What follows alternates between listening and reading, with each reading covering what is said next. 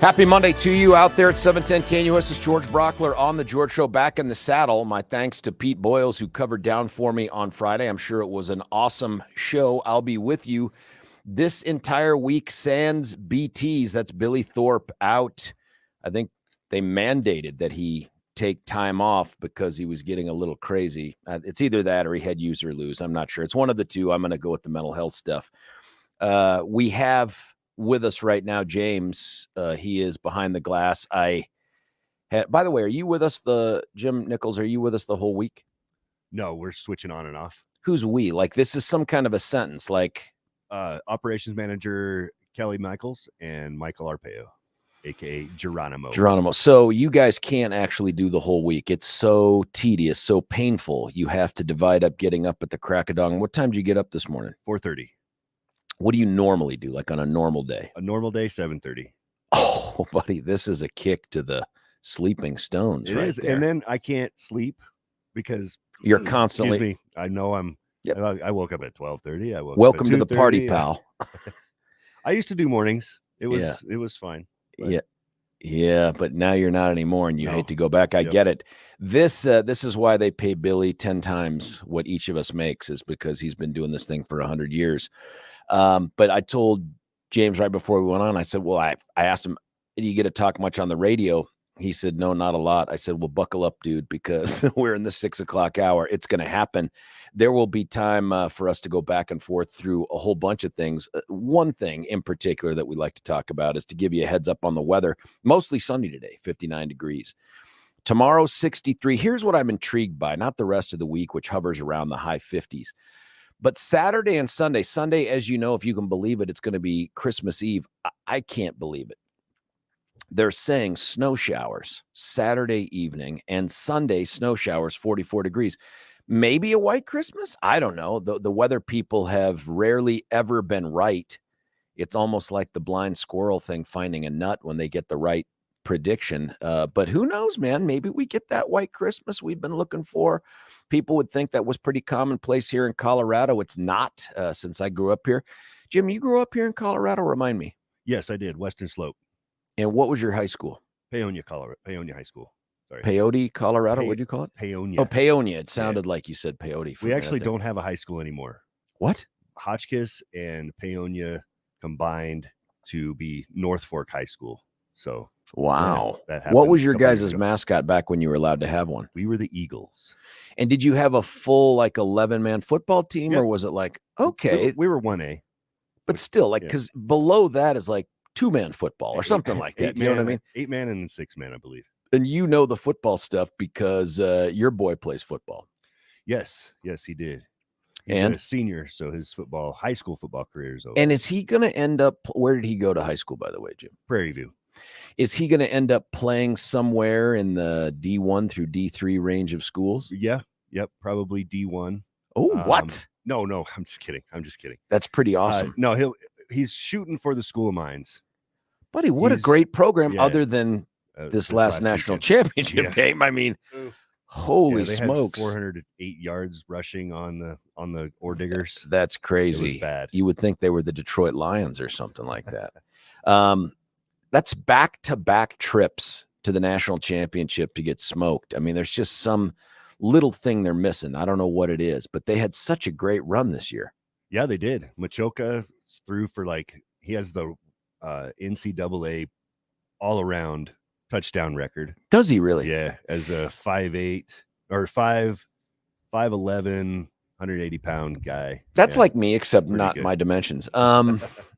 There's a great picture that was out there after they won, I think, to go on to the national championship. It's a picture of a kid wearing some kind of a Mine sweatshirt there, congratulating him. And I get this, I see this post on Facebook, and I start texting this awesome dude named Andy Rao, who's a big scouting guy, just a wonderful guy. And he's like, that's my son. And I'm like, oh my God, it's true. And he was from Scouts. He's like, here's the crazy thing. He's never gone to the School of Mines. He's a CU buff. He just went to the game with a buddy of his who loaned him that sweatshirt. And he took to the field. He was just the first one to the quarterback. Doesn't know the quarterback either. He was just so taken with the game. He runs out onto the field and congratulates him and then ends up getting like this front page picture of him. And an invite to go to the School of Mines, right? That would have been awesome. Right, yeah. By the way, if your son can land the School of Mines, they're D2, right? D2. So they can give some money? I believe so. Are you counting on that, Dad? Absolutely. Have you? Yeah. Go look at the yearly price for. What is it, a couple grand? Yeah, just a couple. I think it was 25 per credit minute. Yeah. Yeah. Exactly. But top school in the nation. Buddy, what a great school. You have a degree from there. It feels like you're employable. Like you're not going to leave there with a DEI degree. Right. Do you know what I mean? Yeah. Unless it's something else. What position? See, I asked him the same thing because he's played quarterback. We put him in the, quarterback camp. All of that, paid all that money. He played running back this last year and got almost 700 yards in 8 games. Oh, that's nice. And had a 6-yard average. And that's pretty good. He also played linebacker, and him and the number one linebacker were back and forth for the most tackles. Yeah. When you show up, if you know the answer, when you show up to the college level to do the ball thing, do you have to tell them this is what I want to do, or do you show up and say, here's what I've done, tell me how I make the team? That's what I was going to say. Yes. Yeah. We're just going to go, hey, I'm here. I'm an athlete. Where do you want me? This is what I can do. The stories of the number of high school quarterbacks who have been converted to other positions. I mean, everybody knows that. I don't know how many people are converted from other positions to quarterback, but there's so many quarterbacks out there that become receivers or safeties or running backs or whatever it is. I mean, was Christian McCaffrey a quarterback? I can't remember, but no, I think he's always just been a running back. That dude is in the MVP talk for sure. Yeah. That's crazy that we have a kid that just played down the street here who is now like, if he doesn't play, the Niners lose. You know what I mean? Like, that's how good this kid is. Exactly. He could end up in the Super Bowl, which he probably should have ended up last year if Brock Purdy hadn't broken his arm on someone's helmet. That's fascinating stuff, man. When do you find out? The latest is May, I believe. Mm-hmm. Is he going to get into Mines without the football thing, and the football thing's just the cherry on top? I think he can. He's got the grades for it. Is that from mom's He's genes? on the low. Absolutely. Absolutely. Come on, man. I graduated with all D minuses. I don't know. No, I'm just kidding. D is for diploma. Yeah, as right. you know, That's right. we're all That's graduating out there. Yes, he definitely got the brains from mom. Athletic ability from me, obviously. Right. I mean, I am a specimen. A lot of people can't tell on the Rumbles or the YouTubes, but Jim is probably 6'5", 240. I sound like it anyway. What are the actual dimensions? 5'9", 180. Well, from this distance through the glass, you could be any of those things. Hell, I don't know. It's a magnifying glass on your end. It is. It is. Anything exciting happen over the weekend, man? Yeah, we went to the it's called the Northern Colorado Christmas tournament, wrestling tournament. Oh, because your boy's also a wrestler, He's because also you a and I have wrestler. talked about that, because Grammy wrestles. Yeah. Mm-hmm. He's wrestling 165 this year. Buddy, that's a competitive. I'm Oh my telling you, you gosh. get somewhere between like, I want to say the 130s and up to maybe 175, which is getting big. Those boys are strong. Yes. Dang. Ben's in there with them, but sloppy wrestling. And how'd it turn out? He went 2-2. He won his first 2 and then lost his second 2. Well, still, man. And this is a senior year for that? Yes. Could he wrestle at Mines? Do they do that Mines stuff? has wrestling. Yep. Can you do 2 sports, or is it one of those things where they become sure. pretty jealous? Like, hey, if you're on the team, the football team, dude, that's your thing. I don't know. Huh. I haven't really checked into that because, I mean, he's a good wrestler. He's wrestled for 6 years now. Yeah, listen, I love the wrestling because it's different than the other sports. And I think you and I have talked about this before, and that is, it's great to learn how to win and lose as a team, but it is also very good to learn how to win and lose as a you, right? As just a you. And that's kind of a big deal when it's just you on the mat, and it is just you on the mat.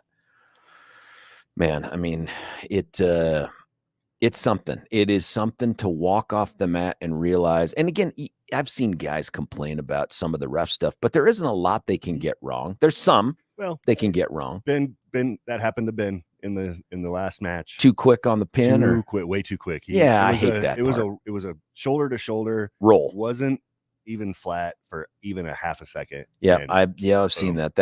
That's horrible. What can you do? You gotta be able to beat the opponent and the official. That's true. I also think that sometimes in some of these large tournaments, especially in the earlier rounds, they realize they're in a meat grinder here and they got to quickly get through dudes. And I think if you're getting dominated early, you end up not getting the benefit of the doubt on some of those things. Yep. Like they're willing to get you off the mat quicker. The problem with that is for Graham, there are many matches where he'll start slow, but by the third period, he's worn the dude down. And I mean, he's gotten pins off of things where he's been down 4, 5, 6 points and he'll pin the guy at the end. So it's just, you want the full time to try to get it and all that other stuff. But that's cool that he's doing that. Does he have a spring sport? Track. Yeah. Man, he's a sprinter. This kid. And this is out of the 17 children you have. 3. And where's Ben? Ben is last. He's the youngest. What? Yep. And then you guys are empty nesters? We have grandkids, but I mean, they're in San Francisco. So holy smokes. How old are you, man? I'll be 50 next year. 1, screw you for only being 50, but 2, you're a grandfather. Yeah, I'm not. My oldest is well, your kids are a little bit younger than mine. Yeah. How old's your oldest that you know of? 20. She's 20, 28, 27. I can't wait till she hears the podcast, if ever, and is like, Dad doesn't know how old I am. Well, she's in San Francisco, so different time zone. Exactly. So the age actually, she's slower in terms of aging than everyone else. Yeah. For me this weekend, Friday, of course, when I was out, I gave this day-long kind of leadership. It was really a crisis management training centered on some mass shooting cases out in Doral, Florida, which is just outside Miami. I mean, it's only a town that's been around for, 2 decades now that it's incorporated. And they had the training, no joke, folks. They had the training at the Trump Doral International, whatever it is, whatever the rest of the words are. Huge golf course. Of course, while I was out there, it rained almost constantly. And then, of course, yesterday after I flew home, it was not raining. It was sunny again. So I don't know if I brought the weather or what, but it was pretty cool. They had the whole police department out there for this training. It was in the Ivanka room of this Trump Doral. Really nice room. The hotel itself, or I don't know what you call it, a golf resort, a hotel. It was nice. Don't get me wrong. It was nice, but it had a bit of a dated feel to me. Like I don't think you could find anything with a USB port in it anywhere in the rooms. And it had the kind of electrical, positioning for outlets where you're like, nobody's ever used this room for productivity before, And then the place overall is very nice. It's well kept. They have a great staff. I've never encountered, that's not true, rarely encountered in America, a staff at the hotel who simply tell you straight up, no hablo inglés, all the time. No hablo inglés, no hablo inglés. And I'm talking about like I'm ordering food or something from the marketplace thing by the golf course. I'm like, oh, and they're like, no inglés, no hablo inglés. I'm like, I speak, like más o menos español kind of thing. And she's like, más o menos. And I'm like, and that's it. That's really what I've got. Like, Poqueño Espanol. I don't know what the right words are. Super nice folks, but just that language barrier you take for granted. What everyone can speaky. And then the rest of the place, super nice. They had it all decked out for Christmas, but it has a bit of a 80s, 90s feel to it. You know what I mean? Like kind of the rose-colored counters and a lot of gold and sort of the way it's set out. Like if you took a picture on the inside and said, tell me what decade you'd have guessed 90s. So stuck in time. A little stuck in time. Very nice, by the way. It's not like it's run down at all. Don't get me wrong. It's just the style of it feels a little, or maybe that's just the style of Miami. Maybe that's it, is that they're stuck in the 90s. I don't know. I'm still thinking about Miami Vice from the 80s with Crockett and Tubbs and all that stuff.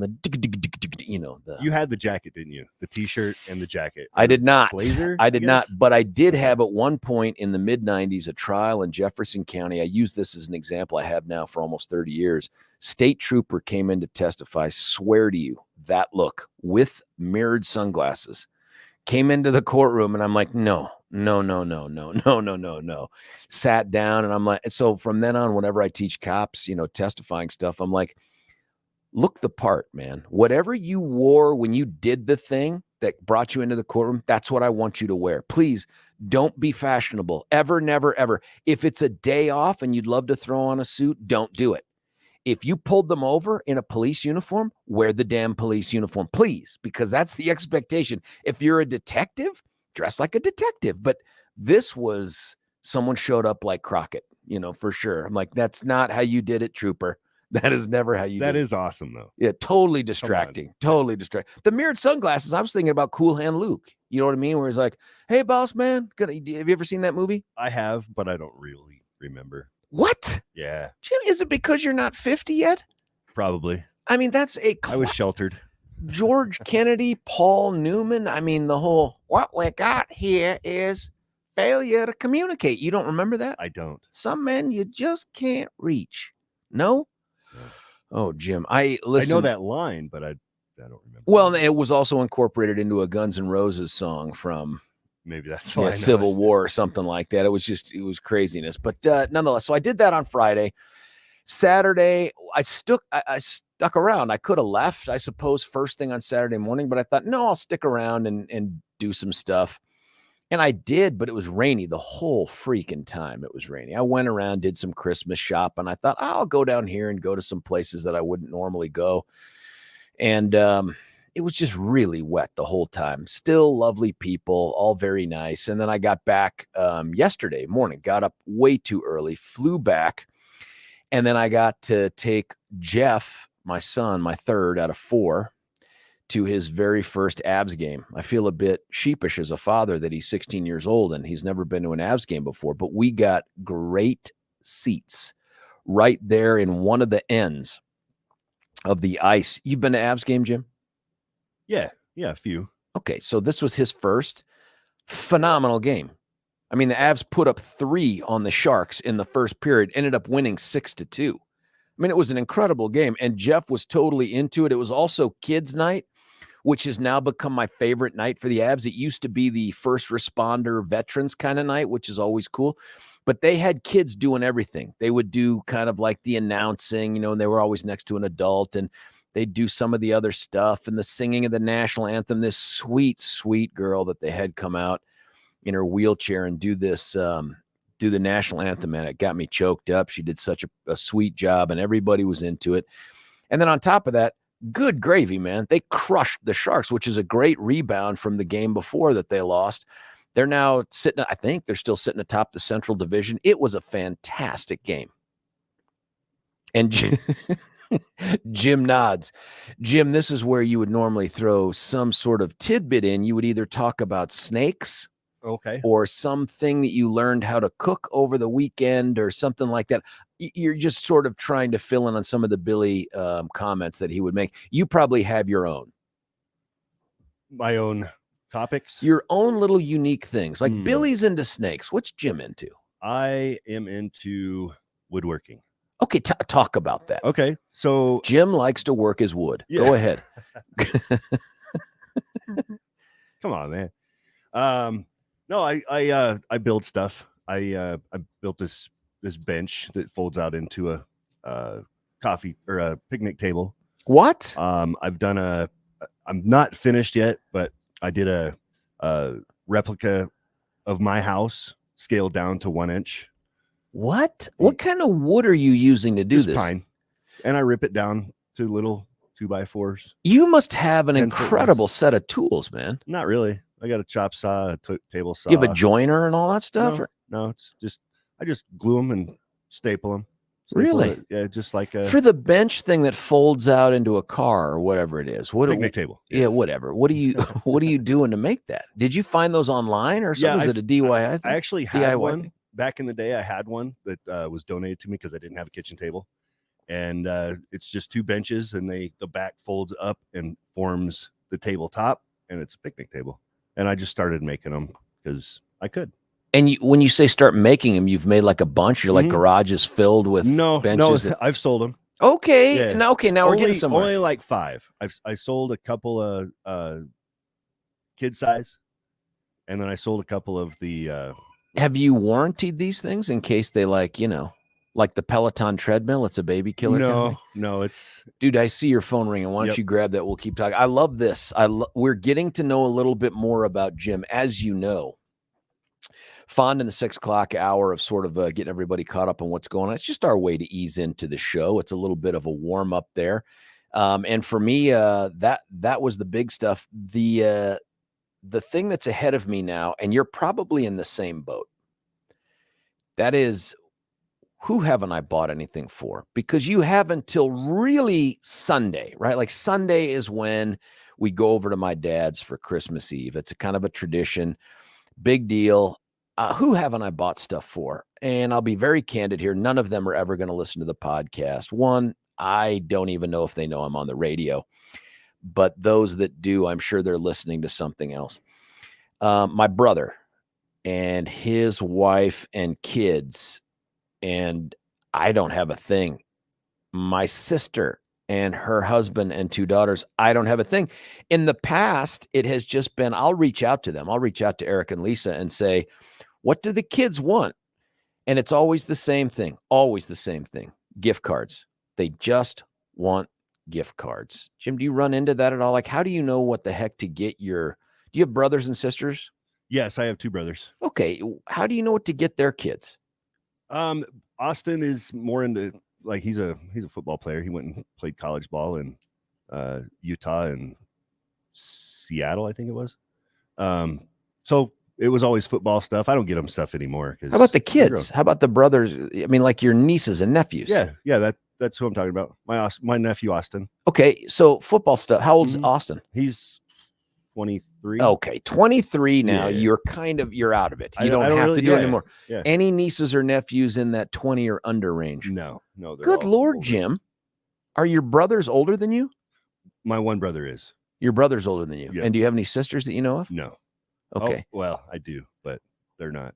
Yeah, I get it. So I've got a younger brother and a younger sister, and my sister's girls are all still in high school. Dang, I can't believe they're in high school. I don't know what to get them. It's gift card city. It has been for years, but it feels so impersonal, doesn't it? Like, get them an X number dollar gift card from Amazon. Am I feeding the beast there, or is it Target? I don't know.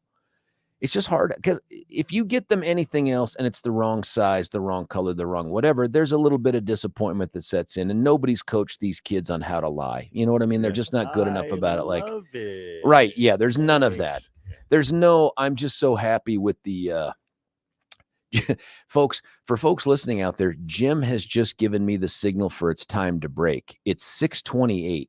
Jim, it's clear to me you don't ever listen to the 6 o'clock hour because Billy and I have gone as long as, wait for it, 6:41 before we break. Jim's nodding his head. He's like, sweet mother of goodness. Now, that usually involves Billy having to monkey around with some of the reads and all that other stuff and the stuff and pushes it into other hours. I don't want to do that to you. So just because you're new to the chaos that is the 6 o'clock hour, especially on a Monday, I will honor your request. We actually even have a call on the line here, which, if you're a listener, we don't normally do that, but because it's a special week, and it's a special week because Billy gets to take a knee for a little bit, have the week off. I presume he's still in bed thinking about snakes or whatever it is he can jam into a stocking for Christmas. We'll do that. We'll come back. We'll take Marcos. Everyone else that wants to give a call, do it. 303-696-1971. We got some of the text coming in here too. It's George Brauchler on the George Show, 710 KNUS.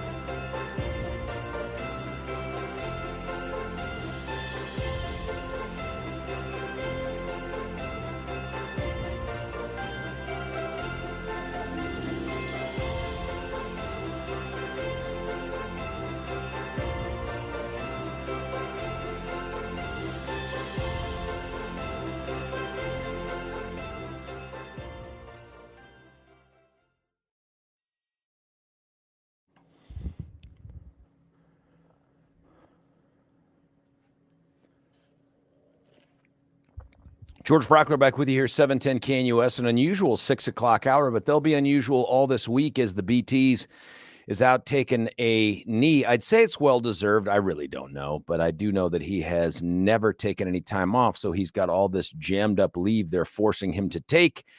I wish they could just pay us for it, but nonetheless, we are fortunate to have Jim Nichols in the studio right here through the glass with me. Some text before we get to the phone. We never take phone calls in the 6, but we're going to do it today. Alexa, who was our unofficial official historian for the show, says your latest first break record of 6:44 was set on October the 23rd of this year. Someone else asked, so the Doral was moist. It was. So very moist. Don't forget, this is for you, Jim. Don't forget, C's get degrees. And then some more. Deion Sanders and Christian McCaffrey were both quarterbacks in high school and in college. I don't think Christian was. In fact, I got another text from a buddy who says he was a running back at Valor, not a quarterback. The McCaffrey boys, at least one of them was. There was like 3 of them, right? Yeah, the UNC quarterback last year was Dylan McCaffrey. Sure, could be something a Dylan McCaffrey. Yeah. I don't know what happened to the others. Well, one of them went to, I want to say, like North Carolina or Duke or something like that. Doesn't that sound right? I didn't follow him. No. Yeah, and Christian, of course, went to some dumpy school called Stanford. Let's get to the phone lines at 303-696-1971. Marcos, you're on 710. What do you think, sir? Yes, I wanted to give a shout out to Andrew O'Leary from Greeley, 2-time senior national champion and qualified for the Olympic trials this past weekend. What sport? Also a Division I wrestling. Oh, fantastic. What weight? I think it was 67 kilograms. And he was last year's Division I national champion at 141 pounds. For D1?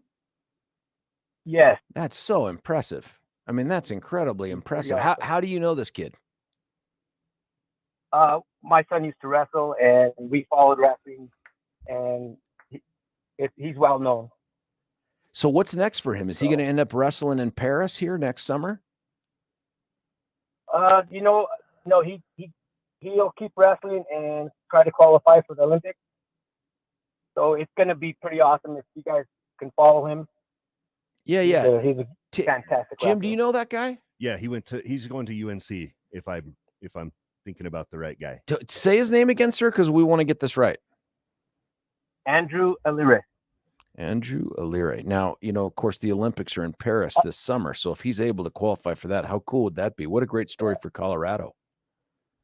Yeah, no doubt. Thank you very much. Hey, thanks, man. I appreciate it, Marcos. Thanks for that update. 303-696-1971 is the number. Bob from Lakewood, you're on 710. Bob, what do you think? Oh, George, it's a long haul, but when you were talking about your niece for Christmas. Yeah. Okay, here's what I do. I start 6 months in advance. Oh. I start talking to them about what they're likes, what they're into, things like that, even though it makes me sick. Because, it could be Taylor Swift, it could be Billie Eilish, any of that stuff. Then I find something none of their friends have. None. How do you do that?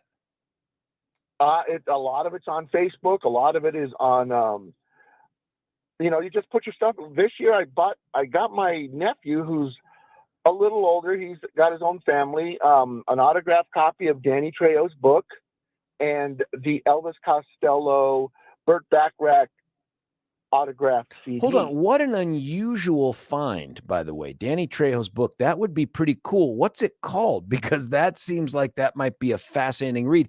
I just happened to see the scene in Desperado that he was in. He has a very short scene in there. But what's that called? That's incredible. Trejo. Oh, man, that's something. He's probably got some stories to tell. He does. And as far as like local sports people, I had a restaurant downtown, and one of my cooks introduced me to Chauncey Billups. And you can tell right then, this guy was the coolest, nicest guy, well-mannered on the planet. Yeah, that's so cool. He's been like that since even in the present. I think everybody cool. loves those local boys make good stories like Chauncey or Philip Lindsay. I mean, those are all great stories. I love those things. Yeah, and I they love are. it when they turn out to be good people.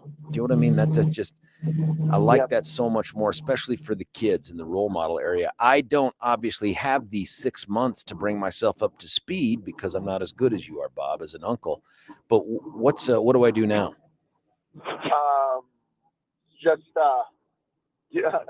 Electronic gift cards.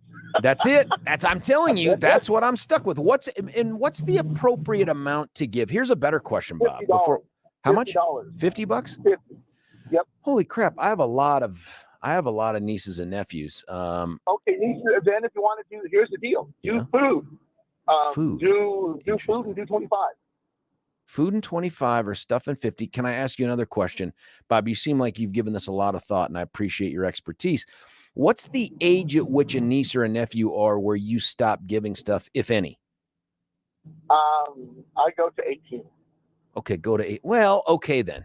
Okay, I got it. Because they're old enough to find a job and all that other good stuff. And that's when they should be giving uncles and aunts gifts, is what I hear you saying. Yes. Yeah, that's exactly what I was thinking too. Bob, this has all been super helpful, man. Thank you for the phone call. Bob's line is open at 303-696-1971. I love that kind of advice because, frankly, despite my advanced age, I'm sort of moving around in the dark here on some of this stuff. I love Bob's idea of starting early. I should have done that. Maybe the kids, maybe all the nieces and nephews are going to get some version of Danny Trejo's book, the audio book, the Kindle, paperback, hardback. It's going to be a Danny Trejo Christmas for the Brauchlers. I don't know. I struggle with the age that you cut them off too, because I've got a couple nieces and nephews who are like my very first nephew is married with a baby now. And, you know, dude's got this incredible computer degree thing from CU Boulder. And yes, they own a home. It's not like they need it, but I don't know. Maybe I give to his son, Jim. I don't know. Who do you come? I want to do something nice. I want to do something more than a card that just says, love you, Jacob. You know what I mean? Like, I'd love it to be more than that. But then when do you draw the line? Because then there are other nieces and nephews who are 19 and 21 and they're not in the house anymore. And maybe that's it. When you get out of the house, is that what you do? That sounds about right. Maybe that's it. When you get out of the house. I don't know what the right answer is here. Alexa texting in, there are 4 McCaffrey boys, Christian, Max, Dylan, and someone named Luke. It may be pronounced Luke.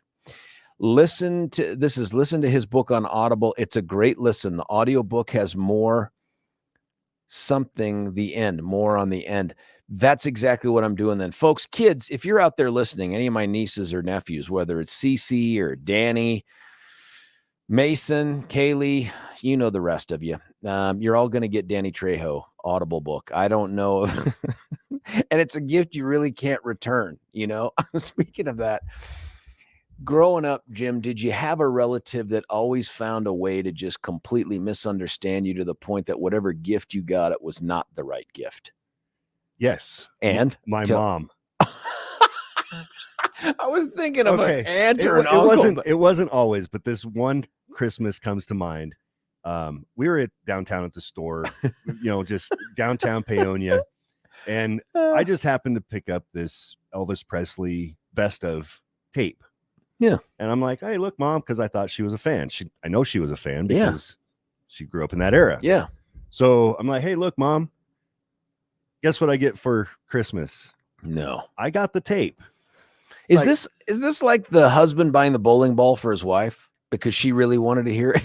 I don't know, but I mean, I listened to it. I didn't have anything else to listen to, so I listened to the best of Elvis Presley and got pretty good at lip syncing to Elvis Presley. And everybody's got their own version. Right. Jim, I think after the break, I'd love you to come back and do a couple rounds of Suspicious Minds, if you could, for us. Ding, ding, ding, ding, ding, ding, ding. Can we do that from bumper music? I'm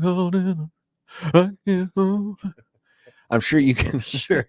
Love me tender. There it is. Love me true. Folks, Jim Elvis Nichols has not left the building. He's here with us all morning, sadly for him. Someone else coming up with an idea on the text. Prepaid gas card. That is, listen, the I would most take that. practical gift you could Absolutely. probably give for sure. However, not that personal.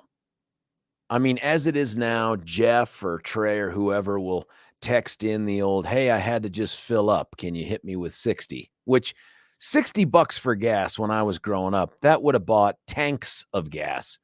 And now we're stuck with it just filling up one little Ford Explorer. But that's not a bad idea. It doesn't seem like it's a Santa gift. You know what I mean? A stocking stuffer.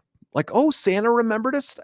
And yes, I get it. I get the fact that my kids and Santa have a different relationship now in their teen years, but and I miss that, man. I miss the magic. I just found I had purchased a Harry Potter. What's that thing called that you pop something out of the thing every calendar day in December and all that other stuff? Advent. Thank you. I bought this Harry Potter Advent thing because it was on sale like months ago, right? Like, I'm like, yeah, just found it hidden away in a cabinet where I was going to put gifts yesterday. And I'm like, well, now it seems stupid to pull it out and do it because here we are on the 18th of December. I mean, that's 18 days burned. So do I just save it for next year? And I'm talking myself into it. I think I do. I think that's what happens. Listen, here's what I want to do. I want to give Jim a chance to loosen up the vocal cords and come back. And over the top of the bumper music that I really hope is Suspicious Minds, Jim Nichols will be doing his version of Elvis just in time for the holidays. Stick around. It's George Brauchler on The George Show, 710 KNUS.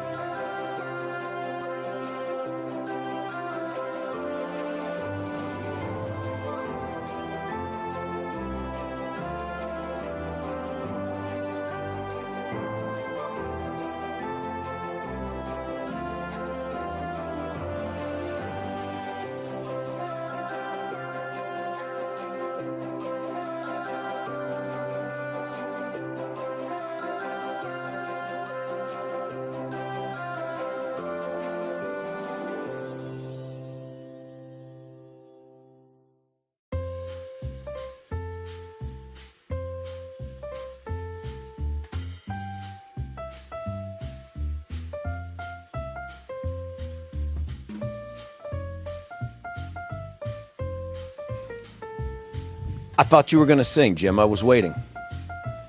Yeah, sorry.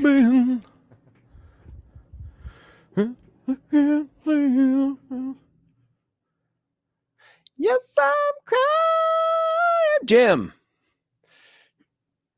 This is something Billy and I have never done, Jim. This was a way to really get the singing on air cherry right there. Jim Nichols, George Brauchler back with you. 710 KNUS. Not a ton of time left here, but I will get through some of the texts. Everybody very good about chiming in here. Here's one. Listen to the... Oh, yeah. It was content. This was about the Danny Trejo book. Our friend Eric Manning. George, is a follow-up. Alex Cabrialis, brother of murdered sister Pamela Cabrialis, of the hands of that evil. By the way, Eric, it's got to be painful to capitalize every single word. Not like the whole word is capitalized, just the first letter of every word. Remy Cordova fired 21 rounds for killing, will be tried as an adult, in which his partner Deshaun Johnson got 35 years in prison. That's a good thing. For Christmas of 1986, I got 8 copies of Slippery When Wet. 8 copies of Slippery When Wet by Bon Jovi, because distant relatives knew I liked hard rock. Couple thoughts on that. That's amazing. 2, in what format in 1986 did you get them? Was it vinyl? Was it cassette? 86, probably too late for 8-track, probably too early for disc. And then what did you do with the other 6 copies? Because, of course, you had to keep 2 in case one went wrong.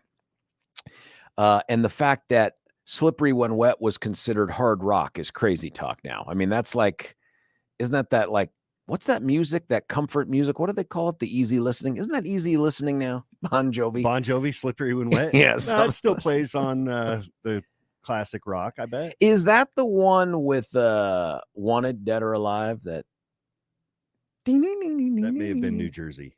Okay. Yeah, see, Jim knows his music. Right here, my aunt, up until I was like 12 or 13, would give me the fake plastic bowling ball and pin set every year. I swear I thought she was 5 years old. By the way, I bought that this year just for the house, just to have the kids bowl it down that long hallway that every house has. Also, and we should probably do a segment at some point on worst gift you ever got. I'm going to tell you one of the ones, and this was from my favorite aunt. Got, and I think I was 16 or 17 at the time, a skull and crossbones belt buckle. And I'm like, who is it you think I am? Like, what has my dad told you about me? That, and this is someone who doesn't live anywhere near us. They're all the way back on the East Coast. What did you think when you bought this? Like, he'll love this because, is it because I was a teenage boy? Is it because I was from Colorado? Was there something about the skull and crossbones? Was it, what is it that I did the last time I was out to New York where you thought to yourself, this kid's going to love him some skull and crossbones? It was the eye patch. It had to have been the eye patch. Maybe it was the desire for tattoos. Here's another piece of advice. Don't buy prepaid Shell gas gift cards. Shell stations are disappearing all around the metro. That's interesting. I didn't know that. George, my grandson comes home tomorrow from his first semester at West Point. Hey, what do I get a plebe for Christmas? Kurt from Littleton. Such a great question. I don't know, hair extensions or something. I presume that they have really short hair. Some type of snacks. I just presume eating is a big deal. Here's another one. Trejo's book. Good and interesting look into criminal mindset in prison and threatening folks with rape. For older Amazon gift cards, like $10. That amount is probably fluctuating too. Look, folks, jam-packed morning, 7 o'clock. We're going to have Mayor Mike Kaufman, followed by Patty Calhoun, Rich Sokel at 8, Priscilla Rahn at 9. All the topics you can imagine. Stick around. George Brauchler, 710 KNUS.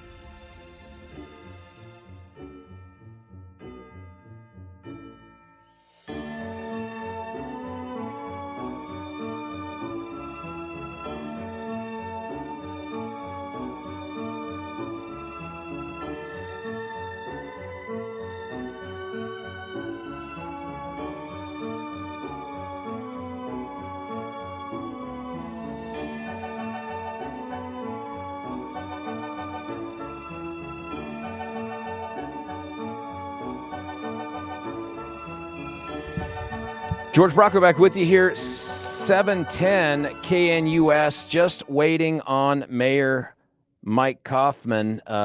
He is going to join us here in the 7 o'clock hour, or so we think, to discuss some of this hotel controversy stuff that has taken place with Denver over its migrant issue, trying to push them off into Aurora and taking over one of the hotels. You heard us have a conversation with City Councilwoman Danielle Jurinsky, I think it was last week or the week before, about it. And Mayor Kaufman was out of the country doing some sister city business out in Mexico.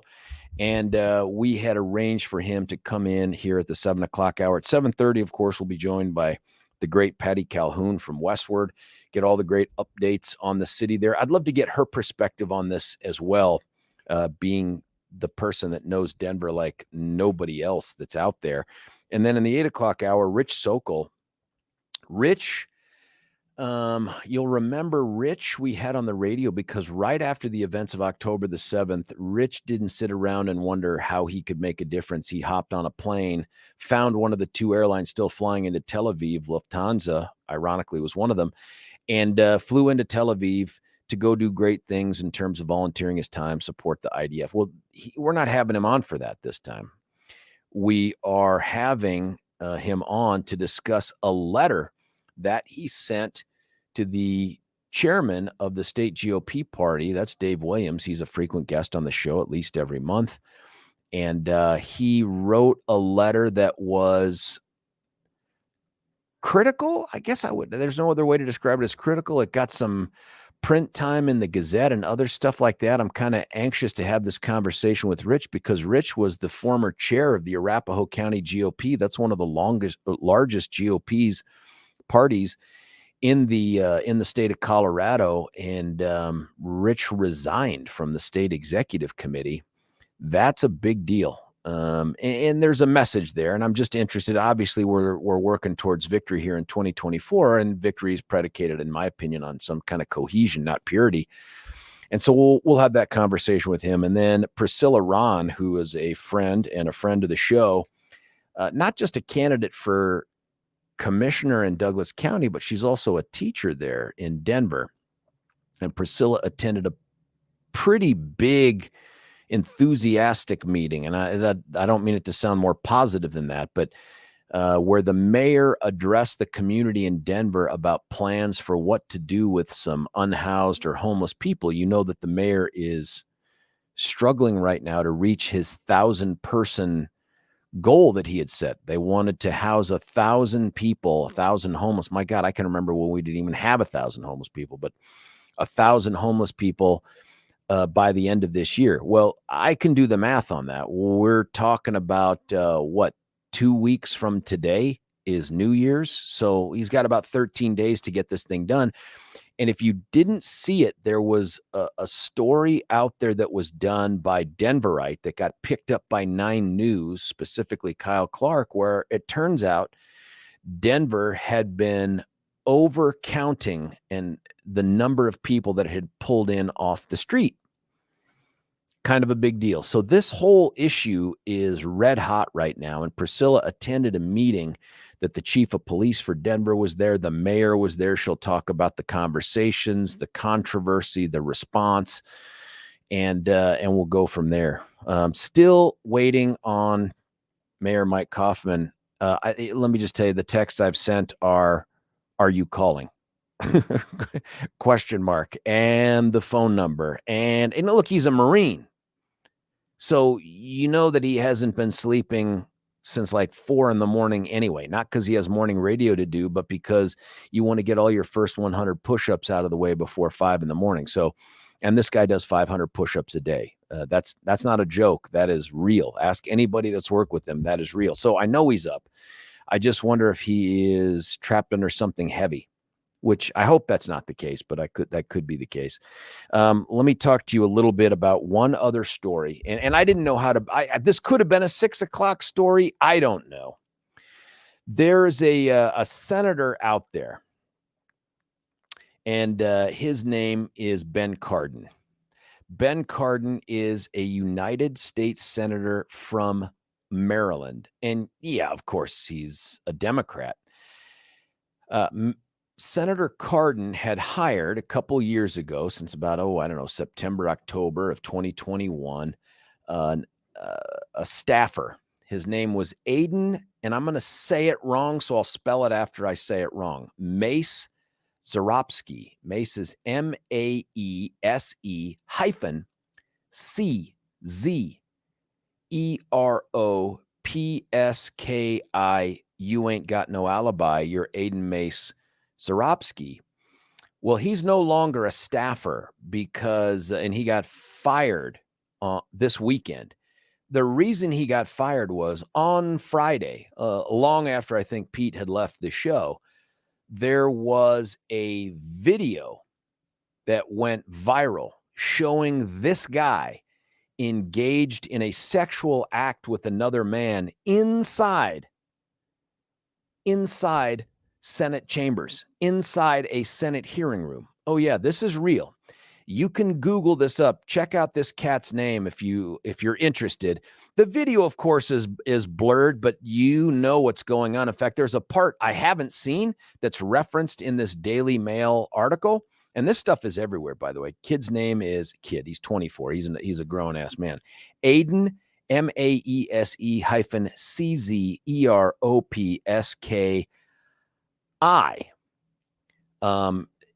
It's him and some other yet unidentified guy. And this guy is on, if I'm using baseball terminology, this guy's the catcher. And the pitcher is clearly videoing what he's doing to this guy inside one of these Senate hearing rooms as he takes the phone and he's panning around. So you can clearly see it's a Senate room inside the Hart Senate office building. Apparently, there's another segment of this where this guy is up on all fours on top of a table where U.S. senators are doing their business. Now, this thing is outrageous. I mean, I don't understand how you get there from here. It's one thing for you to be sitting around and joking with your partner or your buddies about, wouldn't it be funny if, but to go into one of those rooms and do that. First off, aren't there other cameras monitoring these damn rooms? Maybe this is why we can't find out where the cocaine in the White House came from, is we're not actually monitoring any of these important places, and we should be. If you can find out who Congresswoman Boebert groped in a DCPA performance of Beetlejuice, my God, we should at least be able to find out who's engaging in some sort of sex act inside a Senate hearing room. Nonetheless, the story develops, right? It's now a potential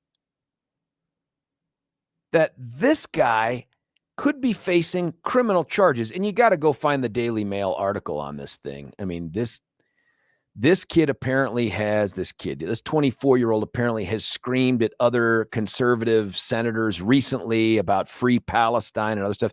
Big time lefty. That's really less the issue for me than the fact that he would engage in this wanton sexual act inside of a center with it. It's clear with I think the intent of publishing this thing. So get this. Dude's response then is, first off, mom, and you get mom. Mom is like, when asked by the media how he's doing, she's like, you don't want to know how he's doing. And it's really hard on him, no pun intended. And I think to myself, I don't care. This isn't like some 14-year-old or 15-year-old who made a misjudgment driven by his youth and inexperience. This is a 24-year-old guy who has to, at some level, have had to have a background check to gain access to the places he has access to. 24 years old. Guy could run for office, right?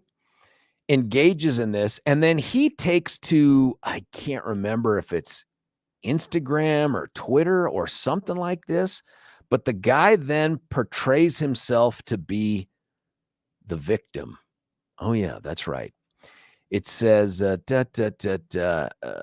released his own statement on LinkedIn. So you should check this guy out on LinkedIn. He released it on Friday night, alleging that he is being, quote, attacked for who I love to pursue a political agenda. Be honest with you, I haven't heard anybody talking about who he loves, but where he loves. That's really what this thing is about.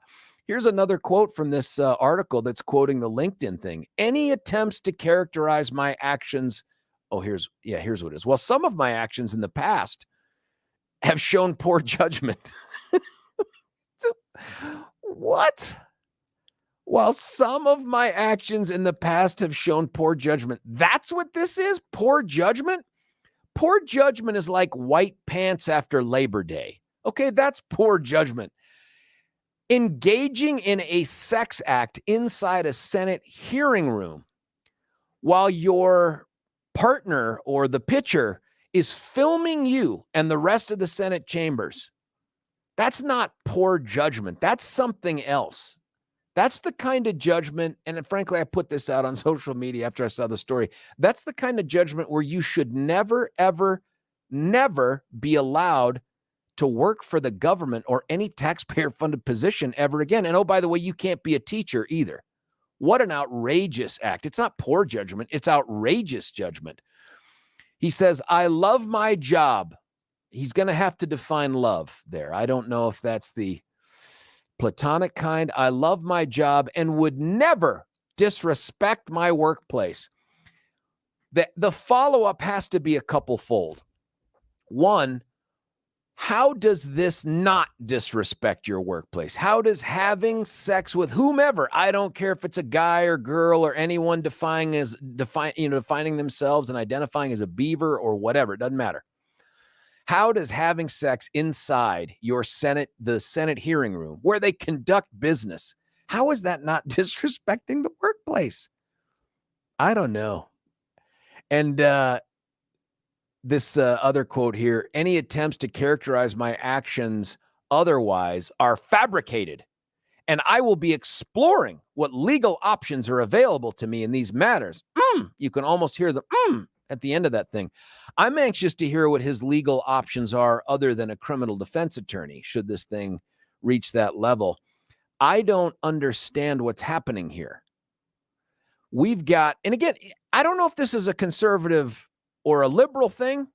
I say that because the story references the fact that there are myriad stories of people engaging in some sort of sexual conduct inside the Capitol and the chambers and all that other stuff. That's appalling, isn't it? That's appalling. But this is a different level. This is something else. And if it's not meant to bring disrespect, what are you doing recording it and then sending it out on some chat circle? And not public, it was some private chat circle or whatever that they had. Why do that? Is this guy a victim? Jim, the last time you recorded yourself engaged in a sexual act at the workplace, and I hope it was before you were here at 710, was it out of an abundance of respect for the workplace? Sure. And Jim's like, why are you asking me this question? This is incredible. What should happen to this guy? Is this a criminal act, or is it enough that he has been embarrassed? My guess is everybody and their mother would now know this guy if they did any kind of a Google search. Crazy stuff. Aiden Mace Zeropsky, hyphenated last name, Maese hyphen Czeropski. Would your opinion be different if it was a conservative staffer instead of clearly a liberal or progressive staffer? Some of the pictures, my God, that Daily Mail has found of this guy from social media. Here's one where it's got him pictured, as far as I can tell, wearing almost nothing except a studded leather harness of some kind, out in public, by the way. He's out on a street somewhere. I don't know where. It's just a bunch of other guys around him. He's got a little Rehoboth t-shirt on, probably from the Delaware Beach there. And then they've got some clips in this Daily Mail story. I mean, is this much ado about nothing? Is this just some sort of shocking misjudgment by a 24-year-old and we should move on? I think what gets me about this whole thing is the absolute failure to acknowledge the wrongness of what it was and take responsibility. But by the way, that is endemic in this generation.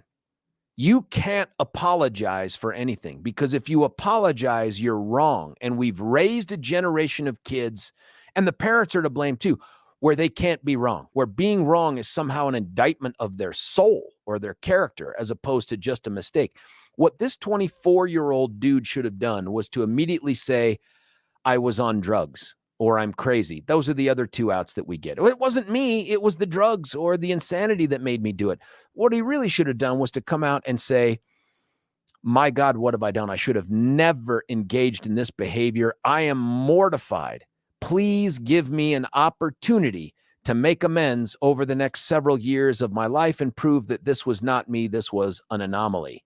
Rather than, I love my job. This in no way is an attempt to disrespect my workplace. I would never do that. No, you're fired. I just wonder where he ends up. Who hires this guy? Would you, if you were an employer, would you keep someone on staff who had engaged in sexual conduct in the business? I got to believe that's an HR thing. I mean, outside of the Senate, and listen, let's be clear. He's not the first guy to get screwed by the U.S. Senate or in the U.S. Senate. I'm sure that there's more, but come on. This story is so ridiculous. This would have been a You Choose the News had it been local, or actually, no, it could have been a You Choose the News, but this is craziness right here. And then Congressman Mike Collins reacts to the video. He's a Republican, obviously, says, quote, heck of a week for the left. Gay porn in the Senate, swearing in ceremony on child porn in Virginia, something tap dancers. Oh, yeah. Were they transsexual tap dancers in the White House and satanic statues in Iowa? What else am I missing? My goodness, man. Oh, this guy, this 24-year-old apparently appeared in a campaign video for President Biden in a thank you message days after he won the 2020 election. Now, listen, I don't think you can blame Biden for that. You cannot be blamed for your supporters. But I do think it's funny. I do think it's funny that, and here's the picture of it from the video. Thank you for teaching. And it's a picture of this guy he's not trying to sniff his hair or anything like that. It's just a picture of him looking longingly into the eyes of a guy who would just 3 short years later mount a table inside of a Senate room in the Hart office or Hart Senate building and engage in a sexual act. The other thing that I want to know about this guy, especially if he's being investigated for a crime, is I think any sort of forgiveness has to begin not just with him owning what he did and recognizing the wrongfulness of it, but he needs to give up whoever it was working the camera.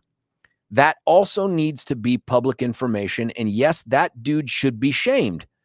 Whatever they do behind doors, who cares? Don't care. Don't want the government involved in it. What you do in the Senate office building there, yep, I want to know. I want your name and your picture on the internet. If you were pretty proud to make that video, I want you shamed. Is that too harsh?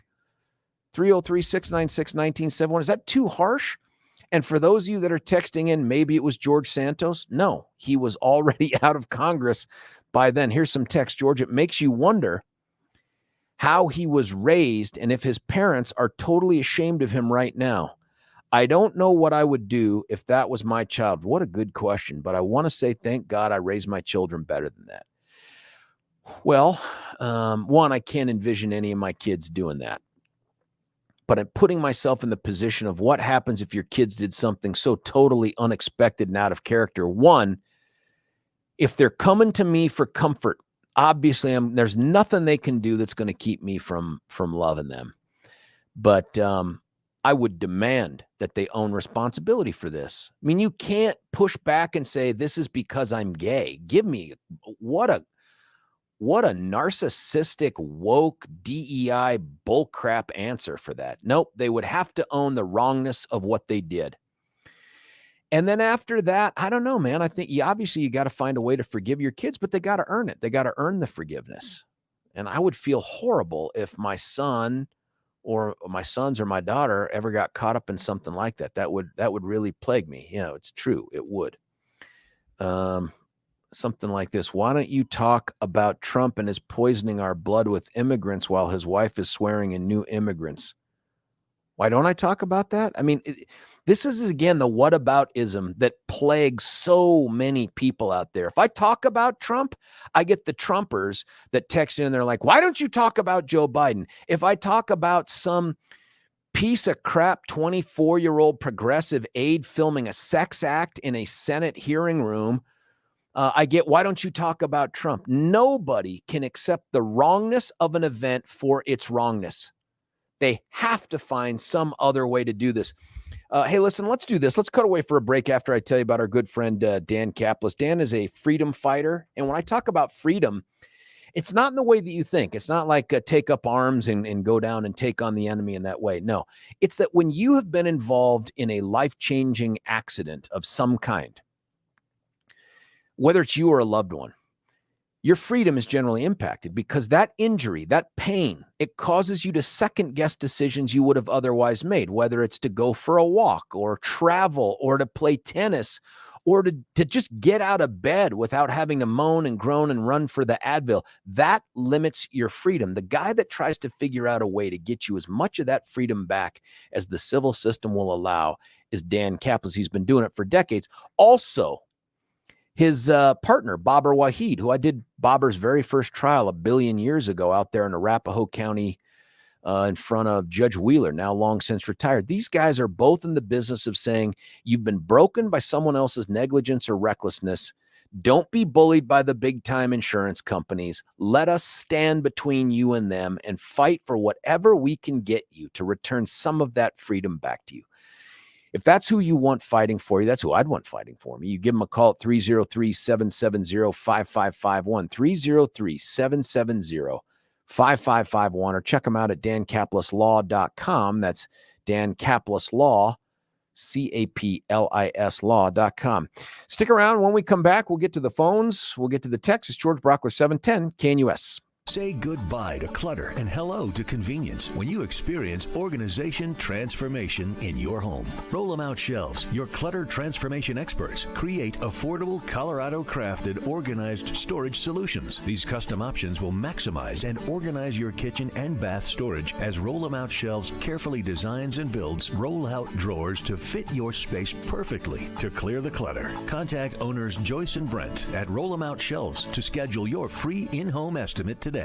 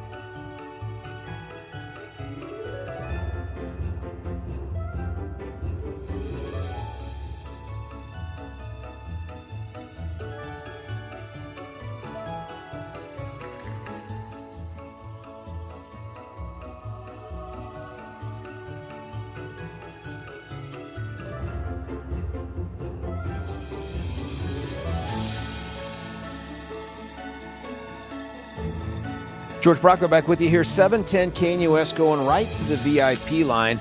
It's Patty Calhoun from Denver, Westword. It has been way too long. Again, Patty, how are you?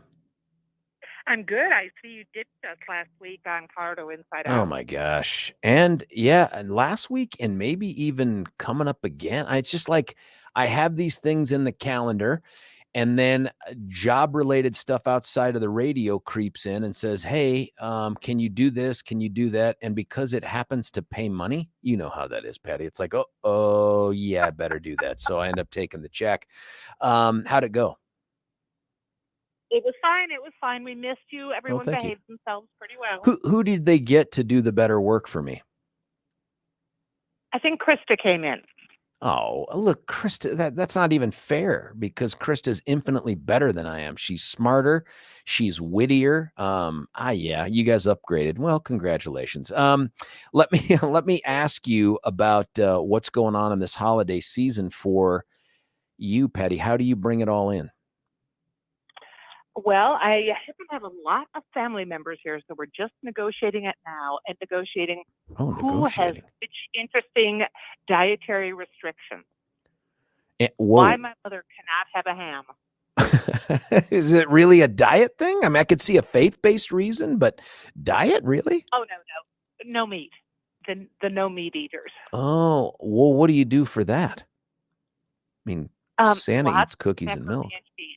Lots of macaroni and cheese. Well, some variations on versions of that. And then do you have everybody get together for some sort of a gift opening event?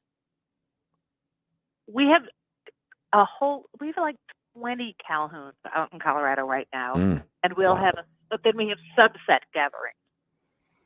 And what do the subset gatherings look like? More alcohol involved? If only. That'll be like the secret Calhoun gatherings. That'll be me and my mother probably. Let's see. I get to be Mrs. Santa. That's a Calhoun tradition. So you're throwing on the garb? Oh yeah. I've got a Santa suit. Will the pictures be on Westword? Because I'm anxious now to see what that looks like. Panta Claus? Panty Claus? No. Patty Claus? Something like that? What is it? Patty Claus? No, I try to keep a lot of my personal stuff, and especially Santa Claus outfits, off Westword. Oh, no, listen, this is a thing you got to do. This feels like a cover. Yeah, we torture readers enough. Patty, I wanted to... go ahead. I was sorry. I was going to say, I wanted to ask you about, as we head into the end of this year here, you know, Mayor Mike has had this pledge and this big push now to get 1,000 people off the streets to get housed based on whatever criteria had been set. There's been some controversy about that now. I'm certain that you have followed that. Bring folks up to speed about what has happened. And then I wanted to ask you, like, what are the prospects that he's going to hit this number? Well, people will remember that really Mike Johnston's biggest campaign platform was getting people off the streets. And initially he even said he would solve homelessness. He would end it in 4 years. Then once he came into office, it was a very specific promise, which was the House 1,000 plan, which would get 1,000 people off the streets into housing by the end of this year. So from when he took office in mid-July through the end of this year, 1,000 people off the streets. Maybe he's hit around 500 so far. One of the big parts of his plan were all these micro communities. You know, he went out into every neighborhood. There were going to be close to a dozen micro communities where people would be housed in temporary, like tiny home shelters. And at the moment, it looks like only one of them might get open by the end of the year. And that one, obviously, it'll be December 31st. So it will not, and it won't come close to housing 1,000 people. The rest of the plan now seems to focus on these hotels, which the city has bought or is contracting with and is moving people in. But it's going to have to move really fast if it's going to take people off the streets and get them into these hotels by the end of the year. You think it can happen? I mean, if it's taken this long to get what I presume is the low-hanging fruit, is that the issue, or was it one of just space availability? And then what do? Just grab these people and start pitching them in the back of a van and then drive them to a hotel and say, get in there for a few days? No, it's actually fairly interesting. So there are different kinds of sweeps. You know, they do the public health suites, which you just have to move. There's no question. Yeah. And the police have been doing some of those for public safety. You just have to move, no question. But then the city also has what it calls the encampment resolutions. They don't call them sweeps. They go out a week in advance to these areas, say, we are going to clear off this area, and everyone who is here who wants housing can get it. So people sign up, and they say like 90% of the people do sign up to get housing. We've talked to some people who didn't happen to be at their tents when the city came by, and so they missed the chance to get housing. Kind of like a little lottery for some of these people. So the city is saying it is going to do about 7 of these. They don't call them sweeps, but they're sweeps. They're just sweeping them into housing over the next 10 days. And they have already told most of the residents of these encampments that their housing is an option. One of the other things that we're seeing here is 2 different things. One, I know that Mayor Mike just had a town hall, if you will. Maybe it was this past weekend, and we're going to have Priscilla Rahn on at 9. She actually attended that, where there was like booing apparently from the crowd about some of a lot of blowback. That's over the Southeast Denver plan to take a hotel and put families there on East Hampton, just off I-25. I think that's the meeting on Saturday, and it was not a pretty sight. Yeah, and again, I don't know that anybody expected this to be easy. The NIMBY thing is real. Like, you're never going to solve the homeless issue in Denver in a place that doesn't impact somebody that lives in Denver. And it feels like that's what he's running up against. Well, he certainly ran up against it with his plan for the micro communities, which would be built into empty lots, vacant property, and very few of those are going to, as I said, only one is going to open by the end of the year, and there were supposed to be 12. But even the hotels, which is interesting, because I would say families, moving them off the streets, a greater good probably. That area of Hampden, it is residential around it, but not on that strip of Hampden. So I haven't heard all the details of why that meeting went so badly, but you're going to hear them soon. Yeah, and there's another piece of this thing. We were going to have Mayor Mike Kaufman on this morning. We rescheduled till tomorrow morning to talk about this thing that happened between Denver and Aurora, where there was a hotel out here, an extended stay hotel, where Mayor Mike's team had reached out and contracted with them. In fact, he'd reached out and talked to the mayor, and we'll talk about that conversation tomorrow. But at the end of the day, the hotel that was like, oh, you want the whole hotel? We'll give you the whole hotel or motel, and evicted's too strong of a word, but you know what I mean? Like, did not renew the month-to-month leases for any of the other folks that were in there to make room for these migrants and the for sure paycheck. Is this something that's been going? That was an amazing story, and how it broke, because as I understand it, so Councilwoman Jurinsky, someone who worked at the bar he's involved with, was staying there week to week, because there are relatively few places you can stay week to week. And he's the one who got the notice that he had to go. And there was no reason. I mean, he'd been paying. The reason was this migrant contract. And of course, the migrants issue is different from the homeless issue, but it runs up against it because there are only so many beds in Metro Denver that are available. And so Johnston had reached out, had said he was putting some migrants into this hotel. That's, as I understand, he told Kaufman. But as it turns out, the whole hotel is going over to migrants, and everyone who's living there and paying rent is out. Now, we talked a little bit about how they count the numbers, and there was a story that Denverite did that Kyle Clark and 9 News picked up. That's where I saw it, where it turns out there's something about the way they're calculating these things that may not be on the up and up. Well, and that's the city has admitted it made some communication errors and has changed it. You know, initially they had this dashboard where you can follow online how many people have found housing. And initially they were going to say you had to be there 14 days to have it be counted. There were a lot of strange ideas, maybe miscommunications. The whole thing has since been overhauled. Good work by Channel 9 and by Denverite on saying this just isn't making sense. So whether it was naivete, just being in over their heads or not, but it was very confusing, and suddenly the numbers changed drastically. But now if you go back there, I haven't looked this morning, it's showing that a little over 500 people are off the streets now. And it does show how long they've been in housing, how many have moved to permanent housing. That's not a lot where they are now. But I think that's information we all need so we can track, is this program working and how is it working? Yeah, I've seen a couple of the articles here that you have written. I wanted to ask you about them because they're just very Denver insightful on this. There were some mayor's awards that were given earlier this month, not that long ago, that it says honors creatives, but where's the arty party? What is your thought on that? Well, this has been a long time obsession, and it started before Johnston came in. But Denver's had mayor's awards for the arts since the late 80s.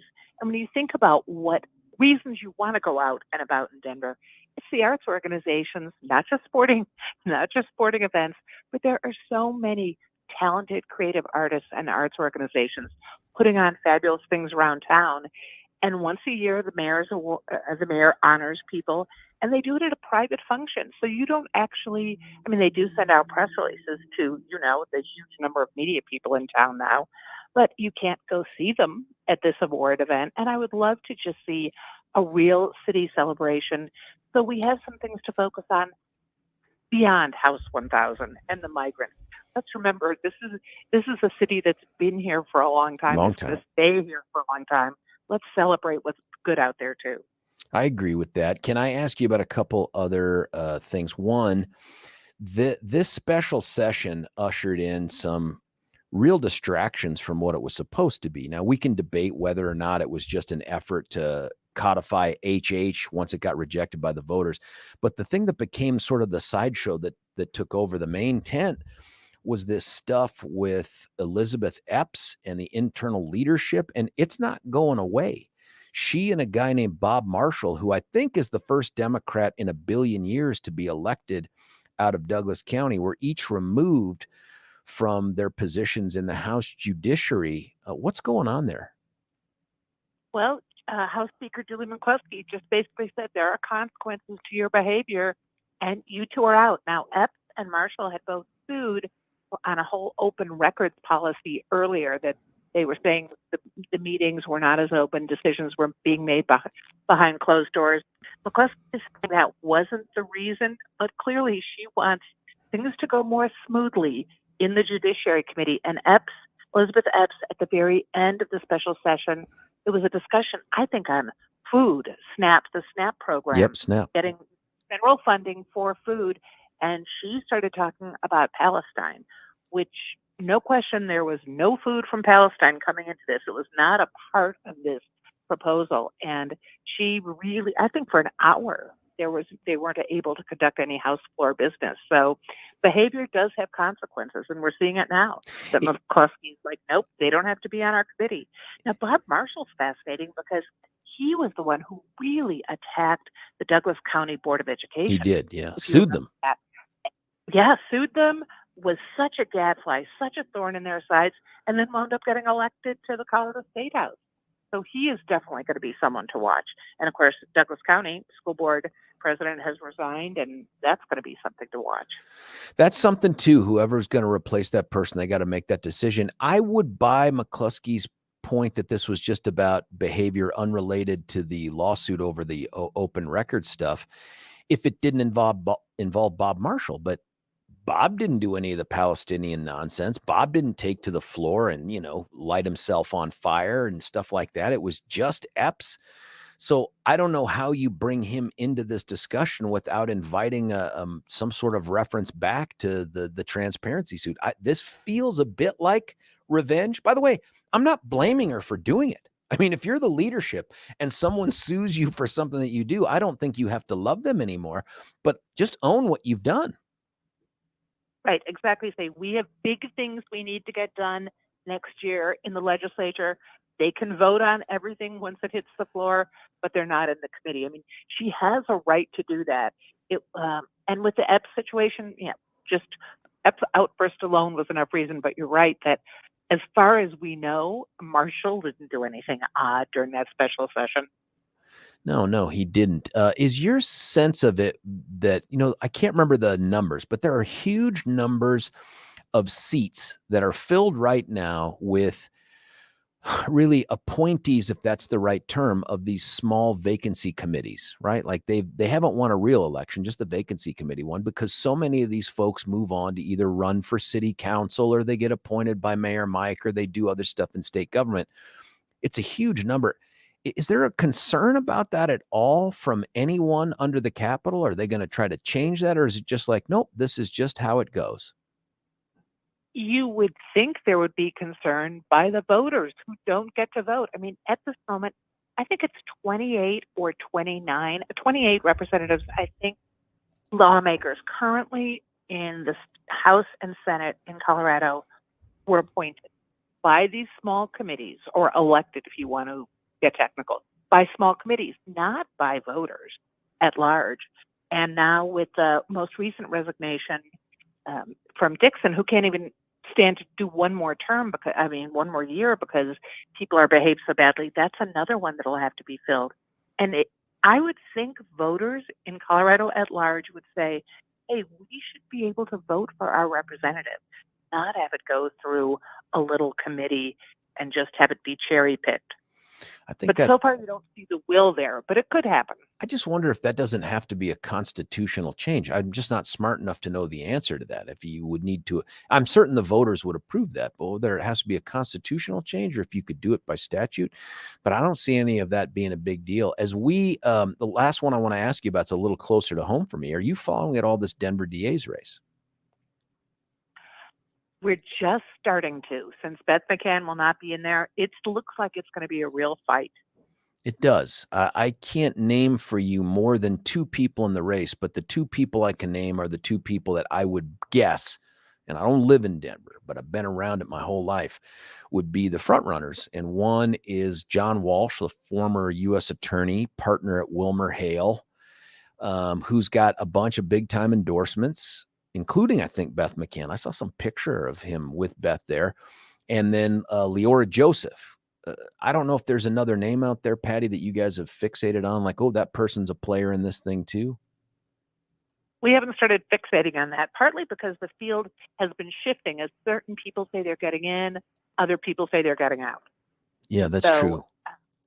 But it's next year's elections are going to be wild. Yeah, I think so too. National to state to the local. And at least I'm hoping that in Colorado, there is no question about election integrity. You think about these poor election officials and volunteers who have been taking a beating for the last 4 years.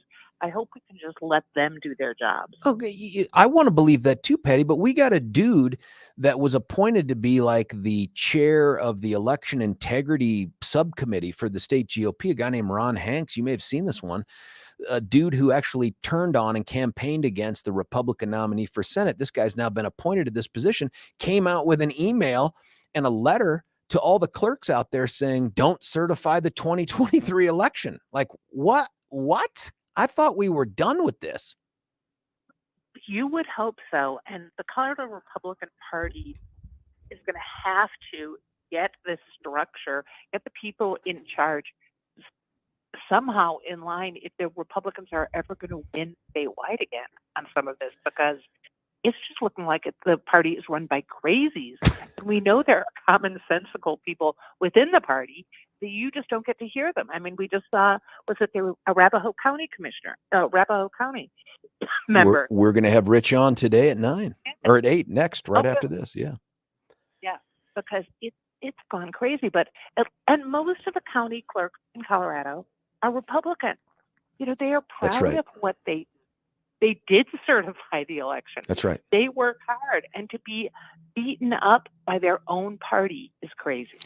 Patty Calhoun, Merry Christmas to you. I don't think we'll get a chance to talk to you until the new year, so Happy New Year as well. Please send pictures of Patty Claus.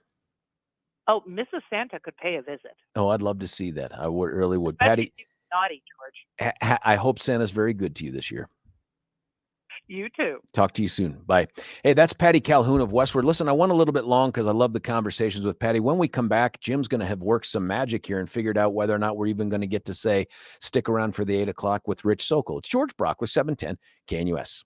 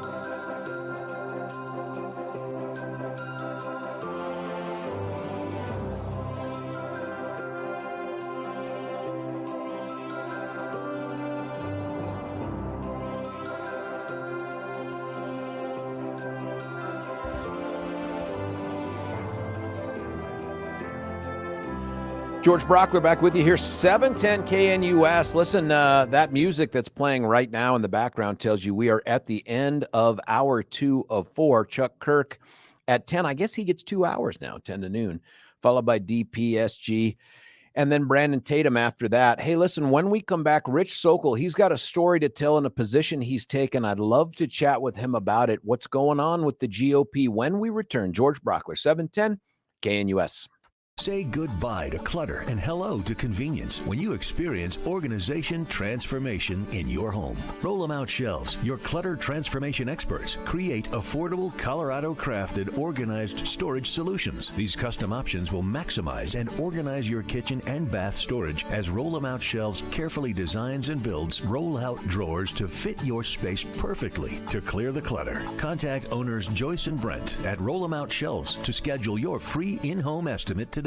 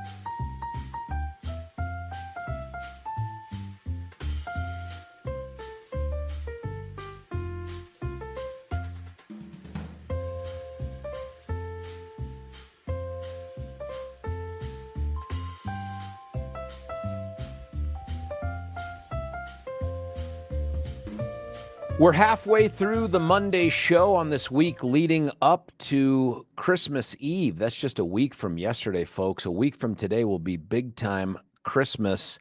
We just wrapped up Hanukkah as well. This is the season of giving. And by the way, you can always feel free to give to your favorite local radio host still on 710 KNUS. There's plenty to choose from. If you're looking for a Monday through Friday one, I have a suggestion. Listen, our number, you don't need to call it right now. It's 303-696-1971, but you're going to want to. And the reason is our next guest, I want to have a conversation with him about something that's been going on inside of the party for a bit. But now we're starting to see some things take shape here as we head into the all-important 2024 election cycle. On the phone with us right now, he's a friend. His name is Rich Sokel. He used to be the chair of the Arapahoe County GOP. That was at one point like the biggest or second biggest GOP in the state. He's also the other half of our stand-up routine, if you can call it that. Whoever the tall, skinny one is out of Abbott and Costello and Laurel and Hardy, that's Rich. I'm the short, squat, dumb one. He's always the other one. Rich, thanks for joining us. It's a pleasure to be here. I think Abbott was the tall one, just for the record. So I'm Lou Costello. I'm the one who's like, who's on first? And he's like, exactly. You're like, exactly. You're the one that always knows the joke. I'm the one that still can't figure it out. Yeah, except I am the joke, but let's move on. First off, Arapahoe GOP, how big is that? It's one of the biggest in the state, isn't it? Yeah, it is. When you said that, I was trying to think of the numbers. So Arapahoe and Jeffco are roughly the same size. Jeffco was a little bit bigger. I'm not sure it still is. But unfortunately, here in Arapahoe, just like every other county in the metro area, we've seen a huge shift towards the Democrats. Yeah, it's turned really blue. One of the things, another party that I'm thinking of as part of this conversation is what's taking place down in El Paso County. They have huge fissures as well, some of them along these lines. Let's get to it. You were, up until very recently, up until a few days ago, a member of the CD6, I guess, executive. You were the representative to the state executive committee from CD6. Did I say that right? You said that right. So there's an executive committee that advises the chairman. That's made up of a representative from each of the congressional districts. We have 8 in Colorado. There's also elected officials on there, and there's also people that the chairman gets to appoint. Now, I used to be the CD4 rep for the executive committee for a couple different cycles, and I'm not anymore, not because I resigned. I just didn't end up running for it again. But you did, and you were selected to be that, and then you resigned. Talk to us about the decision to resign. Sure. Well, thanks. Well, first, happy holidays to happy holidays, you and to all your listeners. Yeah. Thanks. So, I found myself in a position, George, like many other Republicans, that is just very dismayed at the direction of our state party, direction of our county, direction of our state, direction of our country, you name it. And unfortunately, I thought what was going on at our state party was making things worse for Republicans and not better. And when I looked at the actions of the chairman, who, by the way, is clearly supported by a majority of the executive committee, they just have a very different vision of what they want to do, where they want to bring the party, and how they want to present themselves. And I said to myself, okay, can I and others like me change it from the inside? And the answer was clearly no. We're just way outnumbered. So I thought it was my duty to the party that since I couldn't change it from the inside, I shouldn't remain and stay. If I thought there was a way to reform it from the inside, I would have stayed, but I don't think that's possible.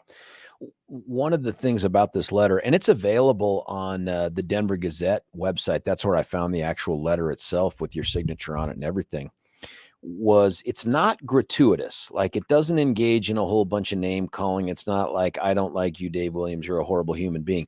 Really, it's broken down into a couple different parts and then some extra stuff here. But the two parts that you talk about are what the GOP chair's role should be when it comes to things like policy. And then you provide an example. Talk us through that. Yeah, sure. So it comes down to, George, what is the role of the state party chair? Right. Now, I'm going to say something very radical here. I think the role of the state party chair is to help get Republicans elected. Don't call me crazy. Wait a minute. Don't call me insane. All Republicans get elected or just certain select ones? Even bizarre, strange Republicans like George Brauchler when they run for office. Yes. Right. So far out of the mainstream. Yeah, exactly. Yes. Exactly. But in policy wise too, you think that the chair should not be in the business of dictating policy. Exactly. So unfortunately, what we have at the state party leadership is just a different vision. And Dave and his crew believe that they have the right to define what correct GOP policy is and what it should be, no matter what the issue is, whether it's the debt compromise bill, whether it's abortion, whatever. They believe that, or Dave believes he gets to decide what policy is. And if you're a Republican who doesn't agree with that policy, then you're a rhino, you're not a true Republican. If you don't pass his litmus test, he's going to come after you. And my whole point was, why the hell go after Republicans? Democrats already do a very good job of that. Let's let them do it. The state party should be helping Republicans get elected, not tearing down other Republicans who fail the litmus test set by the state party. It feels like it's the opposite of the Division of Wildlife, which seeks to preserve endangered species. Elected Republicans in the state of Colorado are an endangered species, and yet we seem to be hunting our own. Exactly. And that makes no sense. I mean, I was just going through some of the emails that have been sent out by Chairman Williams. You know, obviously he really went after Congressman Lamborn and called him, you know, say one thing, do another, not a true conservative, etc. I'm paraphrasing, so I have to look at the actual quote. Well, some of this Doug too. Lamborn's one of the most conservative members of Congress. I mean, come on. Yeah, when you were talking about the policy piece too, and you gave specific examples for the points you were making. This wasn't just some kind of rambling editorial stream of consciousness, Henry David Thoreau thing. This had some meat to it. One of the policy things you talked about, Dave opining on through the emails to membership, was about the debt ceiling compromise that took place just a few months ago. Correct.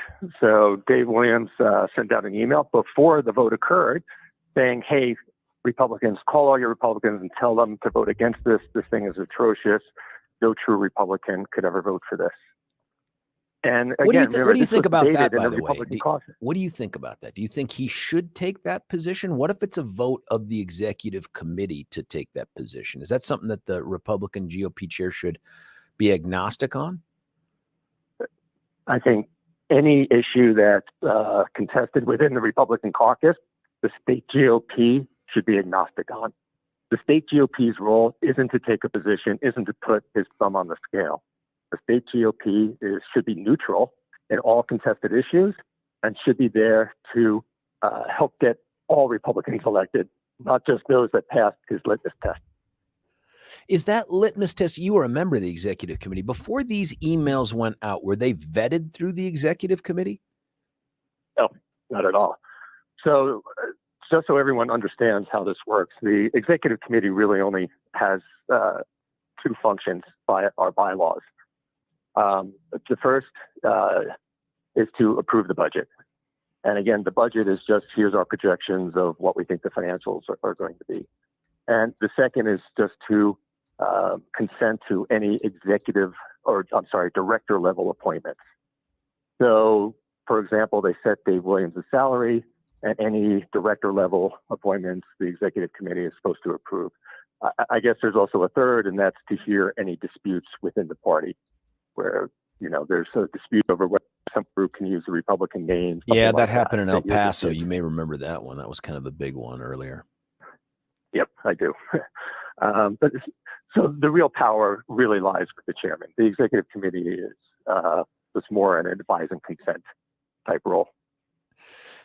For purposes of what the party ought to be doing when it comes to candidates too, this feels new to me. I had always viewed the county chair and the state chair as having to, by rule, be agnostic on contested races. If there weren't contested races, I get it, man. Even at the primary level, maybe weigh in. But where there's a contested primary or even incumbency or whatever, there had historically been this approach of you're a Republican and you get equal access to this, that, and the other. Is that happening now? So, George, the season is just getting started. So it's really hard to say. What will exactly happen in the primary. But unfortunately, when the state party in a contested issue takes a side on an issue or starts lambasting fellow Republicans, you got to say, what the hell is going on? These people are supposed to be neutral. They're supposed to help all Republicans. Are they really going to do that when the primary time comes? I certainly hope so. I think they will. I hope they will. But by taking sides now, they certainly cast doubt on their impartiality going forward. And by the way, just so your listeners know, apparently the Central Committee, which is different from the Executive Committee, is going to have a vote on whether or not the state party should drop the impartiality and endorse Donald Trump for president. Now we'll still have a primary, but we had Dave Williams on to talk about that, and he distanced himself from the proposal of that and said, hey, listen, this is something if the executive committee wants to talk about it. But he even said on this show, maybe it was a week or two ago, he thought that was a violation of the rules as well. But he felt like if they wanted to have a vote, they could have a vote or a discussion on it. So I don't know how that turns out, but if Dave's saying he doesn't think it comports with the rules, that seems like a big deal. So just to back up, George, so he says it doesn't comport with the current rules, but there's a proposal on the table to change the current rules. What? Yeah. To allow the party to come out and endorse in the primary. By the way, this is after taking money from other Republican hopefuls like Nikki Haley and I think Doug Burgum back when he was in the race, took their money so that they could have ballot access. And now he's going to say that the party can come out and choose against them? Exactly. So, it depends on the party membership. This is going to be voted on by what's called the Central Committee, which is different than the Executive Committee. The Central Committee are all the people elected through our caucus system to the state assembly. So they will vote on it. And if they get enough votes, they're going to change the bylaws and allow the state party to pick a side in a contested primary Republican election. We're talking with Rich Sokel, former chair of the Arapahoe County GOP and former member of the state executive committee representing CD6. Rich, you have been a party chair, which means you have been invested in the assembly process. And me too. I've only ever accessed the ballot through the assembly. I've never made the ballot other than through the assembly. But there has been some rule changes now that took place with the Central Committee, who you're right to point out that they're different role, different function, that now make it permissible for county leadership to weigh in against those Republicans who choose not to go through the assembly, but to access the ballot through petition. What do you think about that? Yeah, I think that's absolutely wrong. And you're right in what you're saying in terms of the help that candidates get as to whether they go through the assembly process or whether they get signatures and petition on like you did and so many other Republicans. I'm like, look, the rules say there's two ways a person can get on the ballot. Both are equally valid. Both are lawful. And we should not be choosing sides or favoring one group over another just because somebody chose to go through the caucus system and somebody chose to petition on. As long as they're both valid, again, we should be helping all Republicans, not just those that we personally favor. Now, I have myself seen the application of rules at the assembly where they've said, hey, if you're a candidate that is not going to go through the assembly, if you're going to petition on, we're not going to let you speak for whatever candidate time that we give away at the individual county assemblies. You see that differently? No, it's been done, and I think it's wrong. I think everyone should have equal time. George, what I do is I just look at the numbers, right? And when you look at the numbers, something like 47% of Coloradans are now unaffiliated. 27% are Democrats, only 24% are Republicans. Yikes, man. I'm like, we are the minority party now. Can we afford this division? Should we be eating our own when we're the smallest party now? We've got to unify. We've got to get behind all Republicans. The math is not in our favor. And, division is just another part of math. We win by addition, not by subtraction. So we've got to add to our ranks. We've got to be the Big Ten party. We can't have these purity tests. We can't have these two sets of conditions for Republicans. We're all Republicans. We're all one family. We're all in this together. We need to start acting like it because the math is not in our favor. And the only way we win is by being the Big Ten party and unifying, not by division. It's interesting that you use that analogy because the big tent thing idea had been, hey, let's grow the tent and invite people into it. It feels like, based on the description you're giving and some of the other things I've seen, that we're actually shrinking the tent. We're saying, no, we want less of you in here. We want much more of a smaller, pure tent. And from that, we'll generate candidates that will win over the unaffiliated voters we need to win.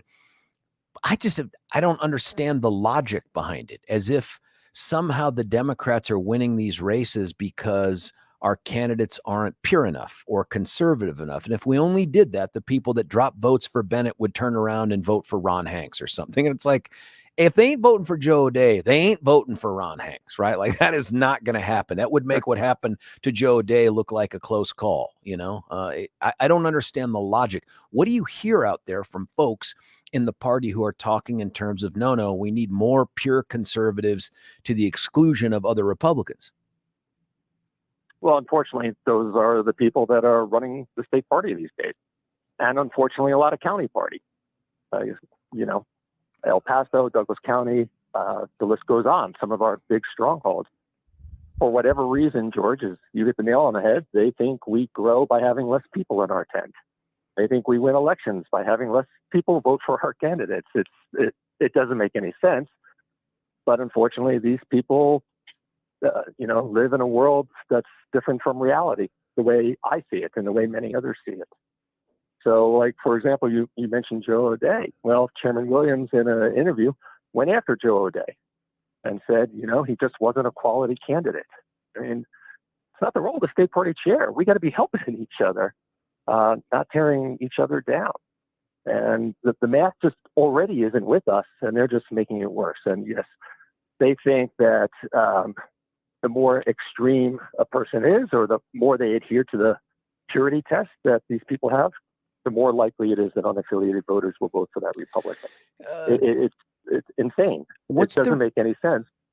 I was going to say, what's the reaction been to these things that you're talking about, people, or to your letter? I mean, have you heard back from other fellow Republicans, positive, negative? I mean, what's the feedback been like?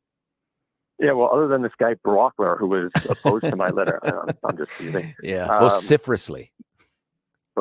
It's been uniformly positive, actually, because we know, George, there's a lot of people who think like we do. There's a lot of Republicans who are just so dismayed at what they're seeing, at the division, at the acrimony, at the fighting, and they look at it and they say, what are we doing? And we're using the analogy of a tent. So if I'm outside the tent and I'm thinking of coming in to join the GOP inside the GOP tent, then I'm like, wait, there's a firing squad inside that tent. Why do I want to go into that tent? There's a lot of good people who are now afraid to run, afraid to throw their hat in the ring because they don't agree with what the state party leadership, their view of the world and the purity test that they have. And it's just nuts. We need everyone in the tent, and we need to get rid of the internal firing squad. I think we need to be concerned with winning, not purity of message or some sort of adherence to some narrowly defined, but albeit ever-changing principles that we have. The other thing that I see in some texts that come in here too, that people saying, hey, this is why I became unaffiliated. This is why I bailed on the Republican Party. First off, I should ask you this two-part question. One, have you given thought to not being a registered Republican anymore? And two, couple folks on here texting and saying, hey, the party needs to get rid of rhinos. And I've asked this question periodically. What the hell is a rhino? Define for me a rhino. Nobody has a definition of it. Has anybody said, oh, well, this is proof, Rich, you're a rhino? I've been called a lot worse. So, and that's just this morning. Exactly. And I'm sure more will come after this, but that's quite okay. We have to live up and be true to ourselves. So, yeah. So unfortunately, there's some people who think, well, if you don't agree with me on every position, even if you agree with me on 80% of my positions, I'm going to focus on the 20% where you don't agree, and I'm going to call you a rhino. Well, let me tell you something. There's not a single member of Congress who agrees with you or any listener on every single issue. The only person that agrees with someone on every single issue is that person himself.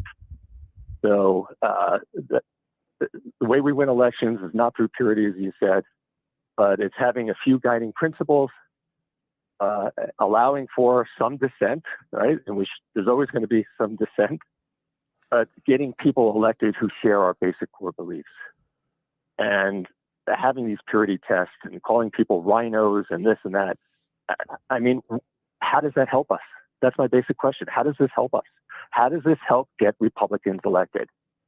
So if you want to see more Democrats elected with their failed policies, great. Go out there and call every single person who doesn't agree with you a rhino, and stay at home and don't vote. But the world you're going to live in is going to be a hell of a lot worse than if you actually unified and got behind the people that you agree with 80% of the time, and not help the people who only agree with you 20% of the time get elected. I also don't get the voting piece where we tell everybody, can't trust the system, system's rigged, we're always going to lose, and then we tell them to vote. I mean, it sounds like what we're trying to say is don't vote. Don't vote. It doesn't matter. Whether you cast a ballot or not, we're doomed to lose because of this corrupt system. And yet every single one of them, when you ask them if they're going to vote, they say yes. It's like, well, why? Well, I don't understand that part of what we're doing either. I don't know, Rich. First off, now that you've sent this letter, it's 4 days as of today since you sent this thing. It's gotten some media traction on this. Has Dave reached out to you to have a conversation with you kind of outside the public eye and just say, hey, look, let's talk about how to get to a better GOP? So to his credit, Dave did text me after he got my letter. And what he wanted to do, and this was absolutely fair, he didn't want to talk, he didn't want to discuss, but he wanted to clarify, because in my letter, I had talked about poor fundraising results. And he pointed out to me that apparently in the last few months, fundraising has gotten a lot better, and the party now has significant cash on hand. I love that. If that's true, that's great. Yep, and good for him. And I have no reason to doubt it. So he just wanted to make sure I didn't spread false information. So he didn't want to talk about the direction of the party or taking sides or the infighting, but he did want me to know that fundraising had been significantly better, and that's great. This was all text, So not you guys talking? I mean, did you ask him at all? Like, hey, man, I'd love to have a conversation. Nope. That was, again, he texted me, but now that you mention it, that's a great idea, and I should do that. So I will reach out to him. What are next steps for Rich Sokel and the GOP?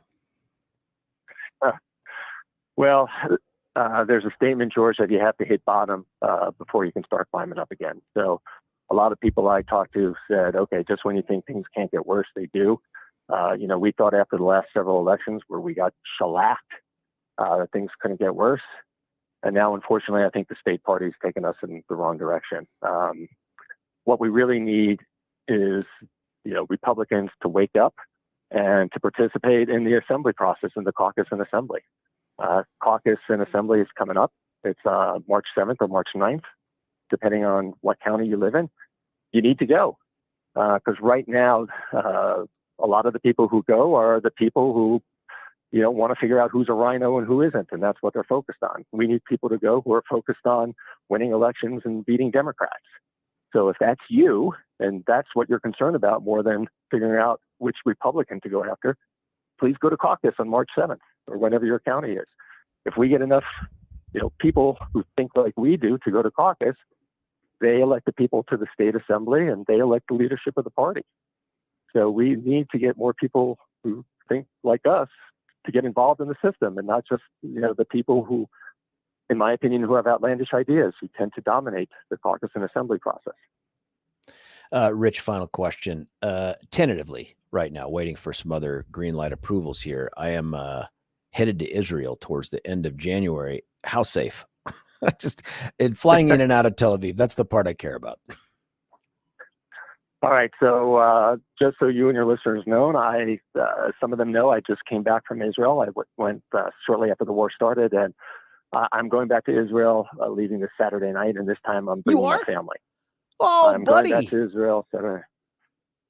Wow. So I'm bringing my wife, and I'm also bringing my 13-year-old daughter with us. So if I'm bringing my 13-year-old daughter with me, and, this was a big discussion in our house because there is some risk, but we think it's pretty safe.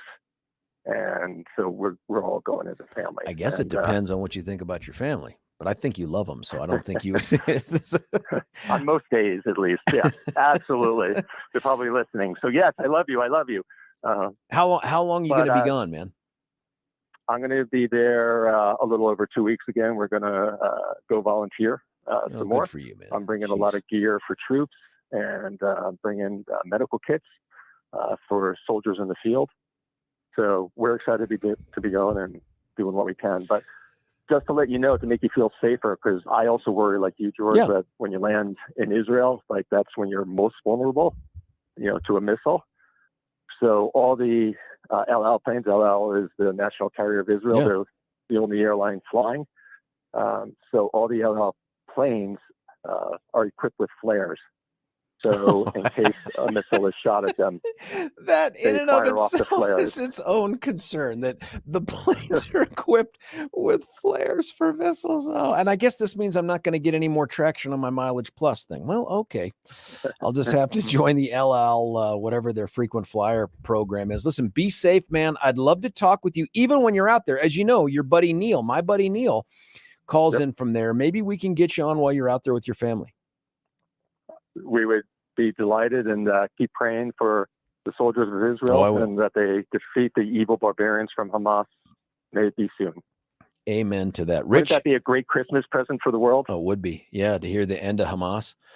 Hey, safe travels, my friend.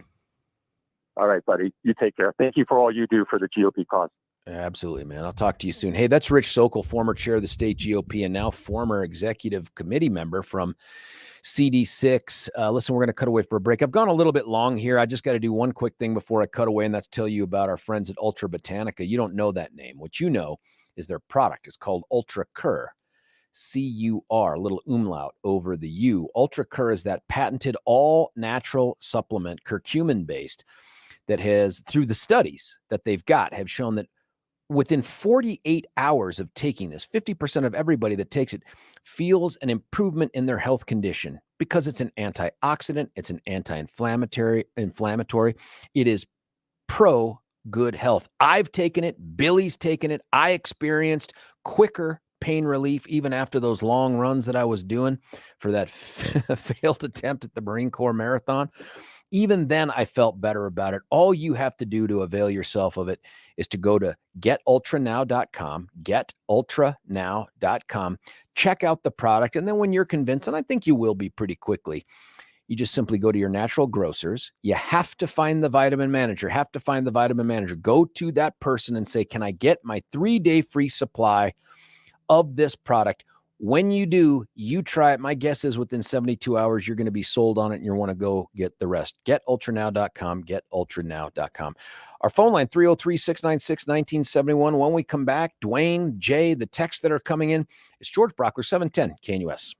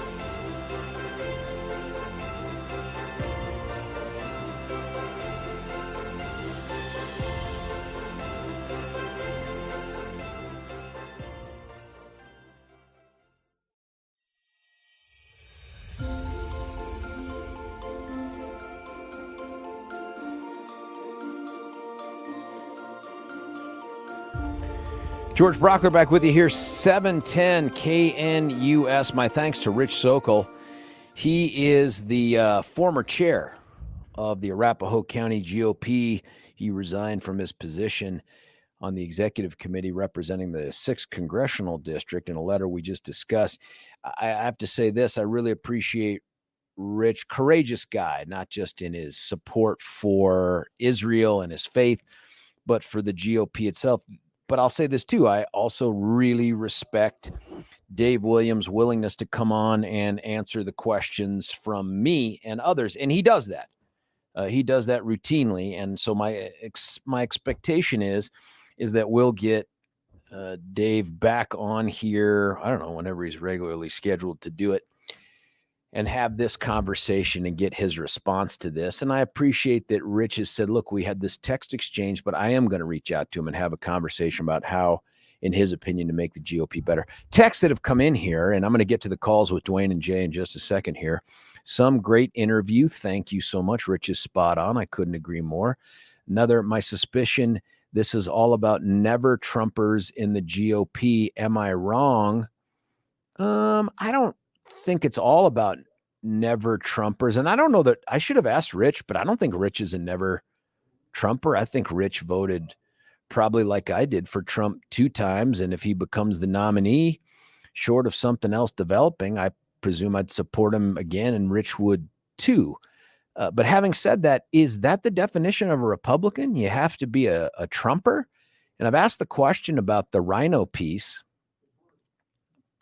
And here's a super courageous texter. Pick up the phone and call in, texter. It says, George, a rhino is a Republican who supports Democrats' positions. Now you know. Well, call in and let's have that conversation. What Democrat positions?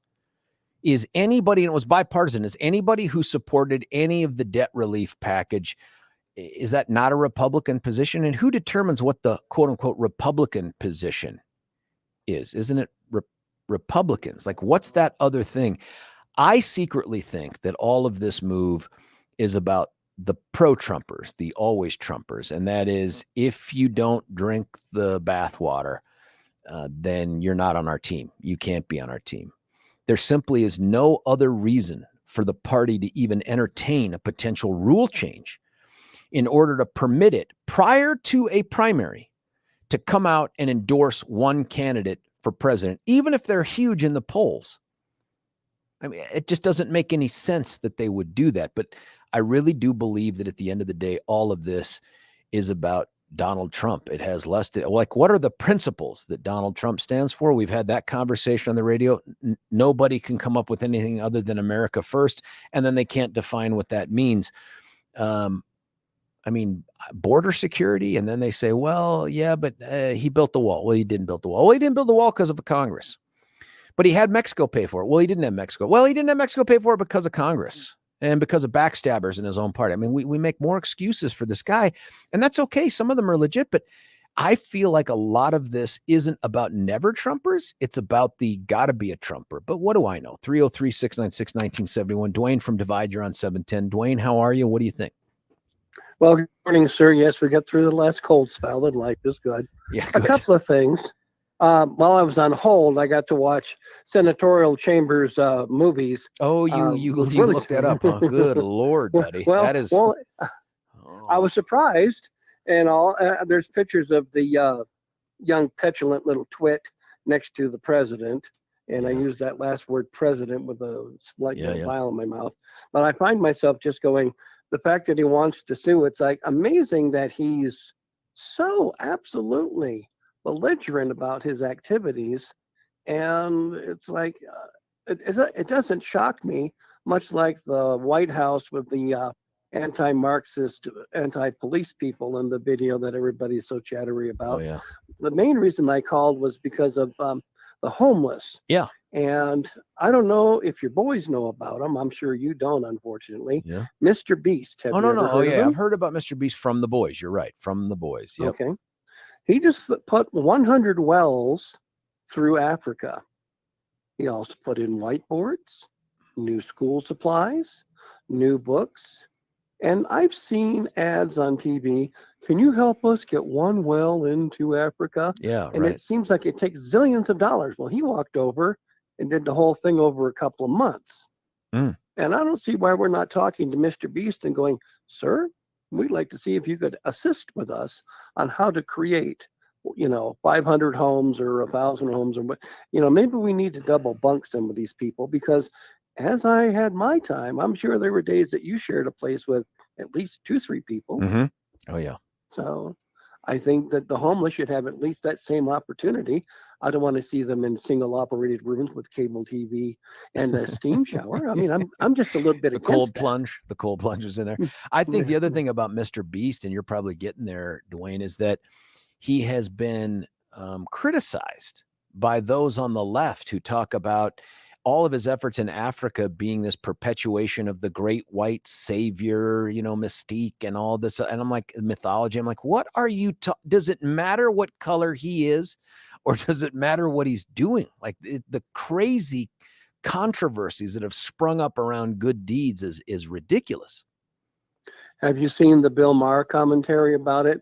He assisted blind people and got them their sight back. And people were complaining, going, the disabled didn't want to have that done for them.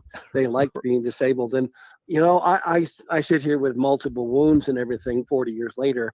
And if somebody said, hey, we can fix that, do you think I'd sit there and go, no, I like the pain, the aggravation. I like the fact that I can't move my hands in the morning for an hour until I work on things. You know what? I like this disability because the government offered me $700 and I can make more than that if I put a little hustle in. I think the other thing too, Dwayne, look, hitting close to home, my son Trey has muscular dystrophy. It doesn't make him any less of a human being than anyone else. But do you think for a moment that if somebody showed up and said, hey, we've got a cure, my son would be like, no, I'm good just the way absolutely not, man. Dude wants to spring out of that chair and run up and down stairs and go do stuff. That Bill Maher reference is a great one, Dwayne, not just for the specific commentary, but overall, if folks are looking for a new podcast, you might listen to the Real Time with Bill Maher podcast version of the HBO show. More often than not, I find that this guy is like that classic old school liberal who is now aghast at what the Democrats have become, especially when it comes to things like free speech and all this other stuff. And I find myself laughing in agreement with him more often than I'm like, nah, I can't get there from here, Well, I agree. My son has cerebral palsy, and he was withered on one side. They did a miracle surgery, a dorsal rhizotomy, and 7 weeks of post rehabilitation. And now he can do things. His fingers work. He can walk normally. That's wonderful. So, like I say, when the doctors and I were speaking about it up at Children's, I was sitting there listening, and I'm like, okay. As soon as they said, we can do this surgery, and I said, and when do we plan that? They're like, well, we have things to show you. I said, here, I'm going to show you something. And I pulled out $10,000, put it on the deck, and I said, that's the down payment. Let's get this done. Let's do this. How soon? Because I said, I don't want him to have any more problems than he's got. And they were like, but I said, look, save the dog and pony show. I want this done. How quickly can we get this done? So to hear somebody sit there and say, the disabled like being disabled. Yeah. And I like to be taller with more hair. Okay, please. Or somehow it's a judgment on them to want to try to help them get to where their bodies would have been, but for whatever the disease was or the genetic thing and all this other stuff, that it's somehow a judgment on them. It's like a window into their soul. I don't know, but I agree with you. Dwayne, thanks for the call, man, and have a Merry Christmas. Have the most fabulous government-related, senatorial, and congressional approved holiday end of year wishes. Yeah. We will talk to you in the next year. We're heading out to Dubai on Friday. So we wish you the very best. No better place to spend Christmas. Well, I'm going to find out. We're delivering the car for the client. I'll be so glad to get that dang thing out of my garage. I got $3 million sitting in there. I'm like, hello, man. Take it now. Well, good luck. We'll talk with you after the holidays. Stay safe out there. And Dwayne, Merry Christmas to you as well, my friend. Listen, we're going to cut away for a break. Right before we do that, though, and I want to come back and get Jay and others that are calling in now. Dwayne's line is open at 303-696-1971. I do want to visit this issue of the whole rhino thing and what you heard from Rich Sokel and his letter. Do you feel like that? Do you feel like the party is becoming more exclusionary, and is that the path to victory, or is this much ado about nothing? Listen, I want to talk to you about Gay Ribble. Gay's our friend with the Empower Home team at Keller Williams that goes out there and knocks it out of the park on a day in, day out basis. And I mean that literally, because so many other realtors deal with numbers like I sell a home a month, or maybe every couple months, or maybe if I'm super hot, 2 a month. Not these folks. The folks at the Empower Home team, they sell more homes than just about anybody out there. And going back over years, that just gives them a unique perspective on how to put people in the right situation and get them out of their current situation for top dollar. Give them a call at 833-301-SOLD, 833-301-SOLD. You can check them out at sellwithcertaintycolorado.com. That's sellwithcertaintycolorado.com. If you're looking to sell in this market, it's probably a great time to do it. The backside, the back end, the buying part, that's the part that requires a little more expertise. Gay Ribble and her team have buckets of it. You should avail yourself of it. 833-301-SOLD. When we come back, Jay and others, the text coming in, what's a rhino? And is Rich Sokel right? George Brauchler, 710 KNUS.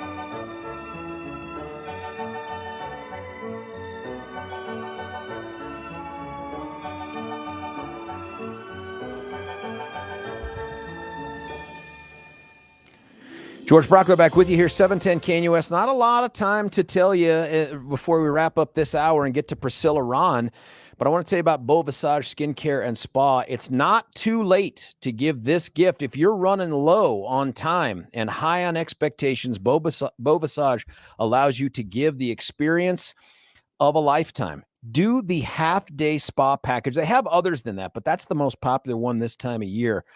They can do the massages, the facials, the skin and nail care services. Give them a call at 303-779-5002, 303-779-5002, or bvspa.com.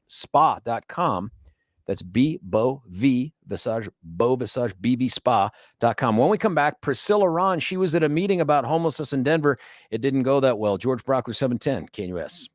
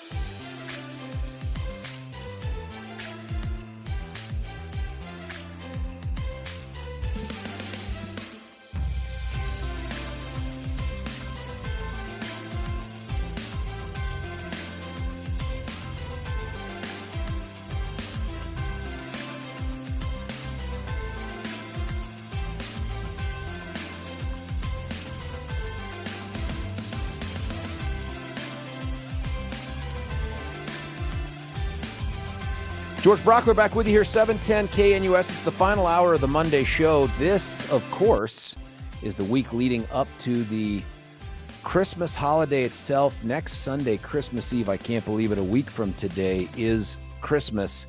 One gift you might consider giving yourself for the holidays is pain relief. Maybe it's not even for Christmas. Maybe it's just I have a New Year's resolution. I am going to make myself as pain-free as possible. The way you do that is you call our friends at QC Kinetics. Those are the local medical professionals who do that thing that nobody else seems to want to push in the medical industry, and that is the idea of regenerative medicine. That's using the good parts of you to help fix the parts that need help. You give them a call at 303-900-8986. The reason you do that is so that you can walk in and walk, emphasis on walk, out when you have something that hurts you in your joints, your knee, your back, your neck, whatever it is. Why not have someone that says, we'll use a needle to take the good parts out and we'll put them back in the places that need help, and you walk right out of here. No long rehabilitation, no cutting you open, no pain pills for eternity.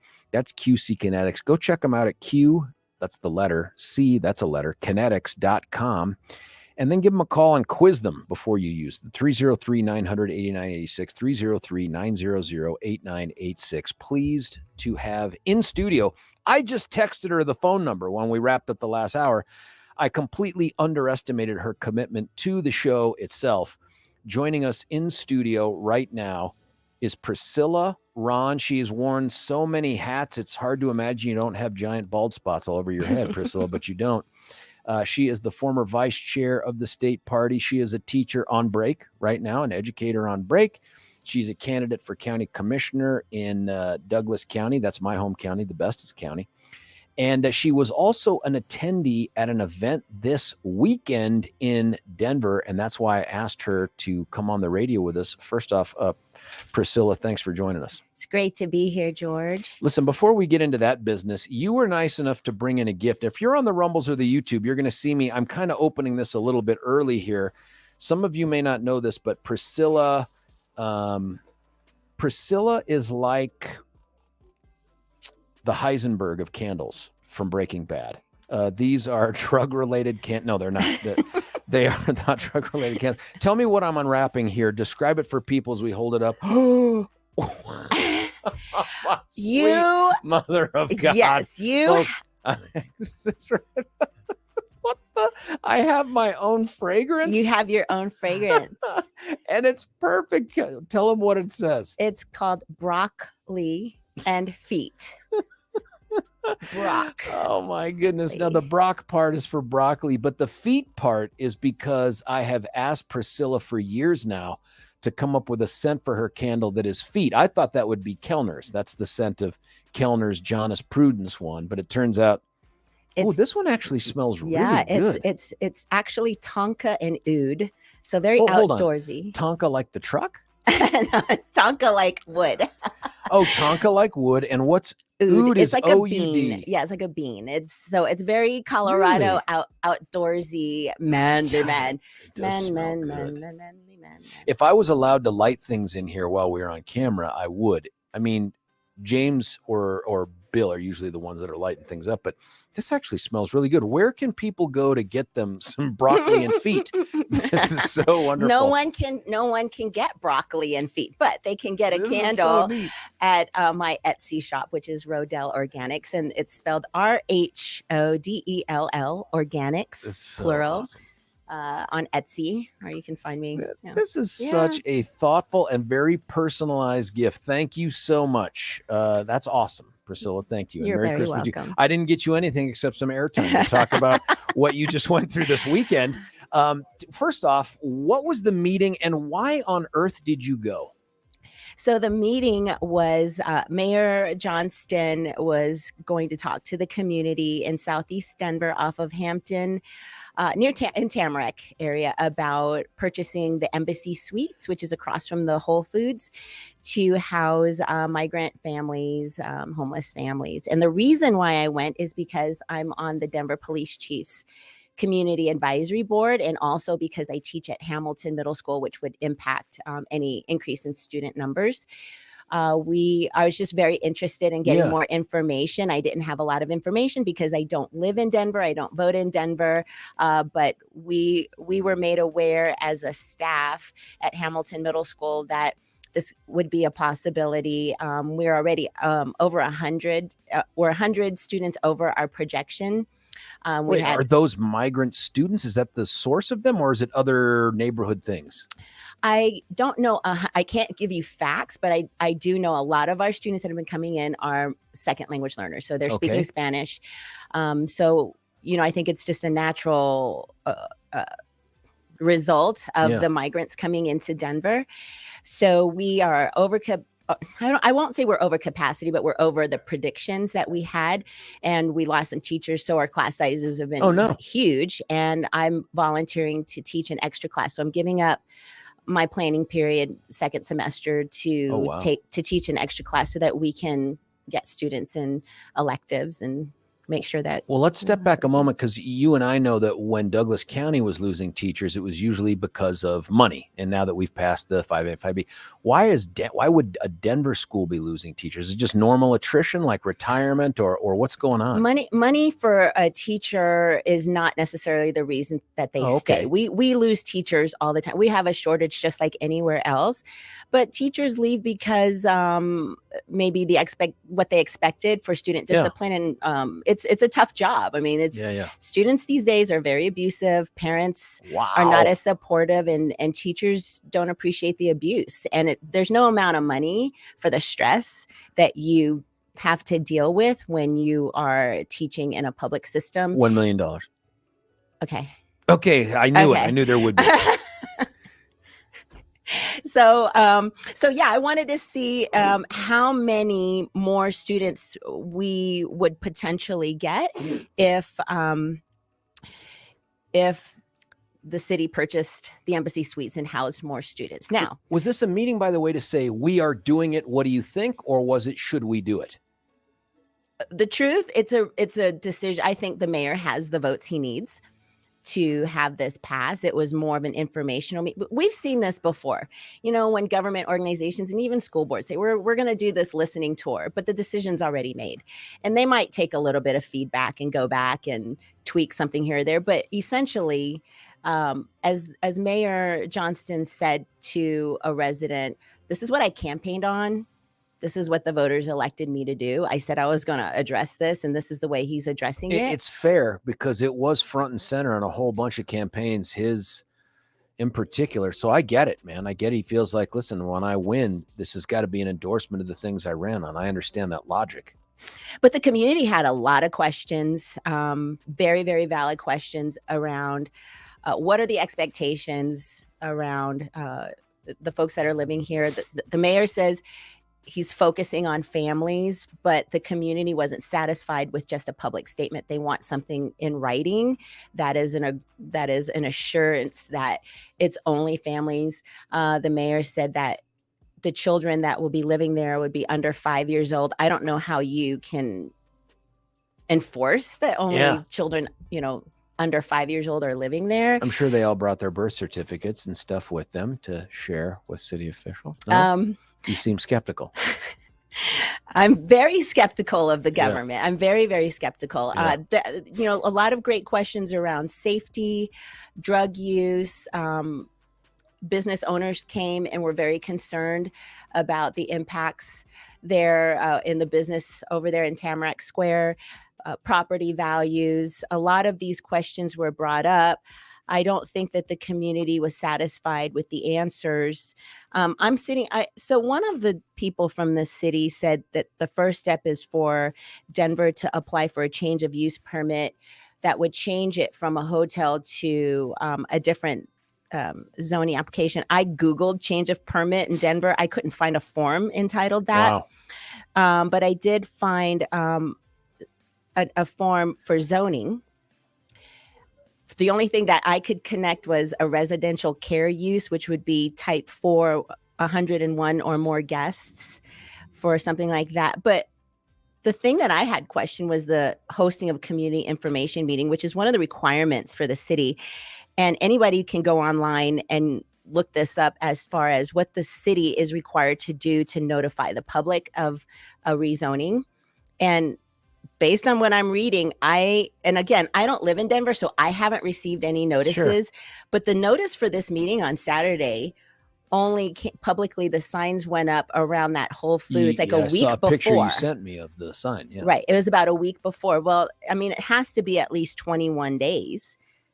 The sign posted on site, mailers, mailing to all parties. But here's the thing, like what has to be said? I don't think they can use this meeting on Saturday as a sufficient meeting for preparation, the topics and what people are supposed to hear. They need to explain a lot of the details, like who's going to be involved, what changes are going to be made. I mean, it's called hosting a committee information meeting. I don't know if your listeners can see this, but if they're on the YouTube or they can. How many people showed up to this particular meeting? 100. It was packed. The auditorium was packed, and there was overflow in the cafeteria. Wow. So I would say easily 1,000 people. What? Mm-hmm. Mm-hmm. 1,000 people is huge. Mm-hmm. I imagine the reception for the mayor was positive. No, sadly, large boos. And listen, I'm a big fan of Mike's just as a person because I've known him for a long time. And I know that he's a good dude who's trying to do good things. I'm not sure that they're always the right answers. I'm not sure I support the direction he's going, but I don't have any doubts the guy wants to try to fix this. I just don't know if housing first is the answer, but when it impacts a community like this and that community shows up, were there voices in support of this? And if so, what were they saying? Sure. There were voices in support. I would say, approximately 2-1 against this. So the voices that were in support, very humanitarian. We're very concerned about, children being homeless. It's the winter time. How can we just make sure people are off the streets? And I think that's a valid concern. Sure. The police chief did make a pretty strong argument about how much resources it takes to respond to calls in Denver alone. And when you have people in a more concise location, they can respond faster and easier. So rather than responding to hundreds of thousands of calls in a night or in a week, all over the city, he can focus on one location. I would encourage people to go to the dashboard. The Denver Police Department has put together a really nice crime map where people can look and see in different zip codes what the calls are specifically, whether it's a stabbing or whatever. Yeah. So and that's available online? Yeah. At arcgis.com. arcgis.com. Mm-hmm. Okay. Or if you forget that, you can just Google dashboard Denver Police and it'll pop up. Is there some discussion at this meeting about where these migrants are coming from, or is it just like, hey, they're here and we have to deal with them, or is it, hey, this is a product of the porous southern border, or it's the product of Ron DeSantis putting people on a bus, or anything like that? Nothing political about where they're coming from. It was very strategically just about the city defending their decision to purchase, and there's discrepancy around how much it's going to cost. I've seen something that said $21 million. And then I read something that was like $31 million to purchase just to purchase the Embassy Suites. That's not. Is the Embassy Suites just a failing hotel or something? Like, why are they selling? No, I don't know the why. There's a lot of rumors around how and why and relationships with the mayor and a previous employer. I haven't been able to validate those rumors. They're out there as to the connection. But that's not even including the folks that are going to be there for mental health. There's supposed to be a full-time daycare at the facility. So there's a lot of questions about the cost and who's going to pay for that. Did they discuss? Oh yeah. Well, I know who's going to pay for it. Taxpayers are going to pay for this. I don't know where those funds are going to come from. Did they say whether or not this was meant to be transitional housing, or could it serve like how long can these people stay there before they have to change rooms or something? Yes. So the mayor did say that the intent was transitional, no more than 3 to 6 months maximum. So the goal is to get people IDs, get them into training for workforce, get them into permanent housing. And, that's the thing.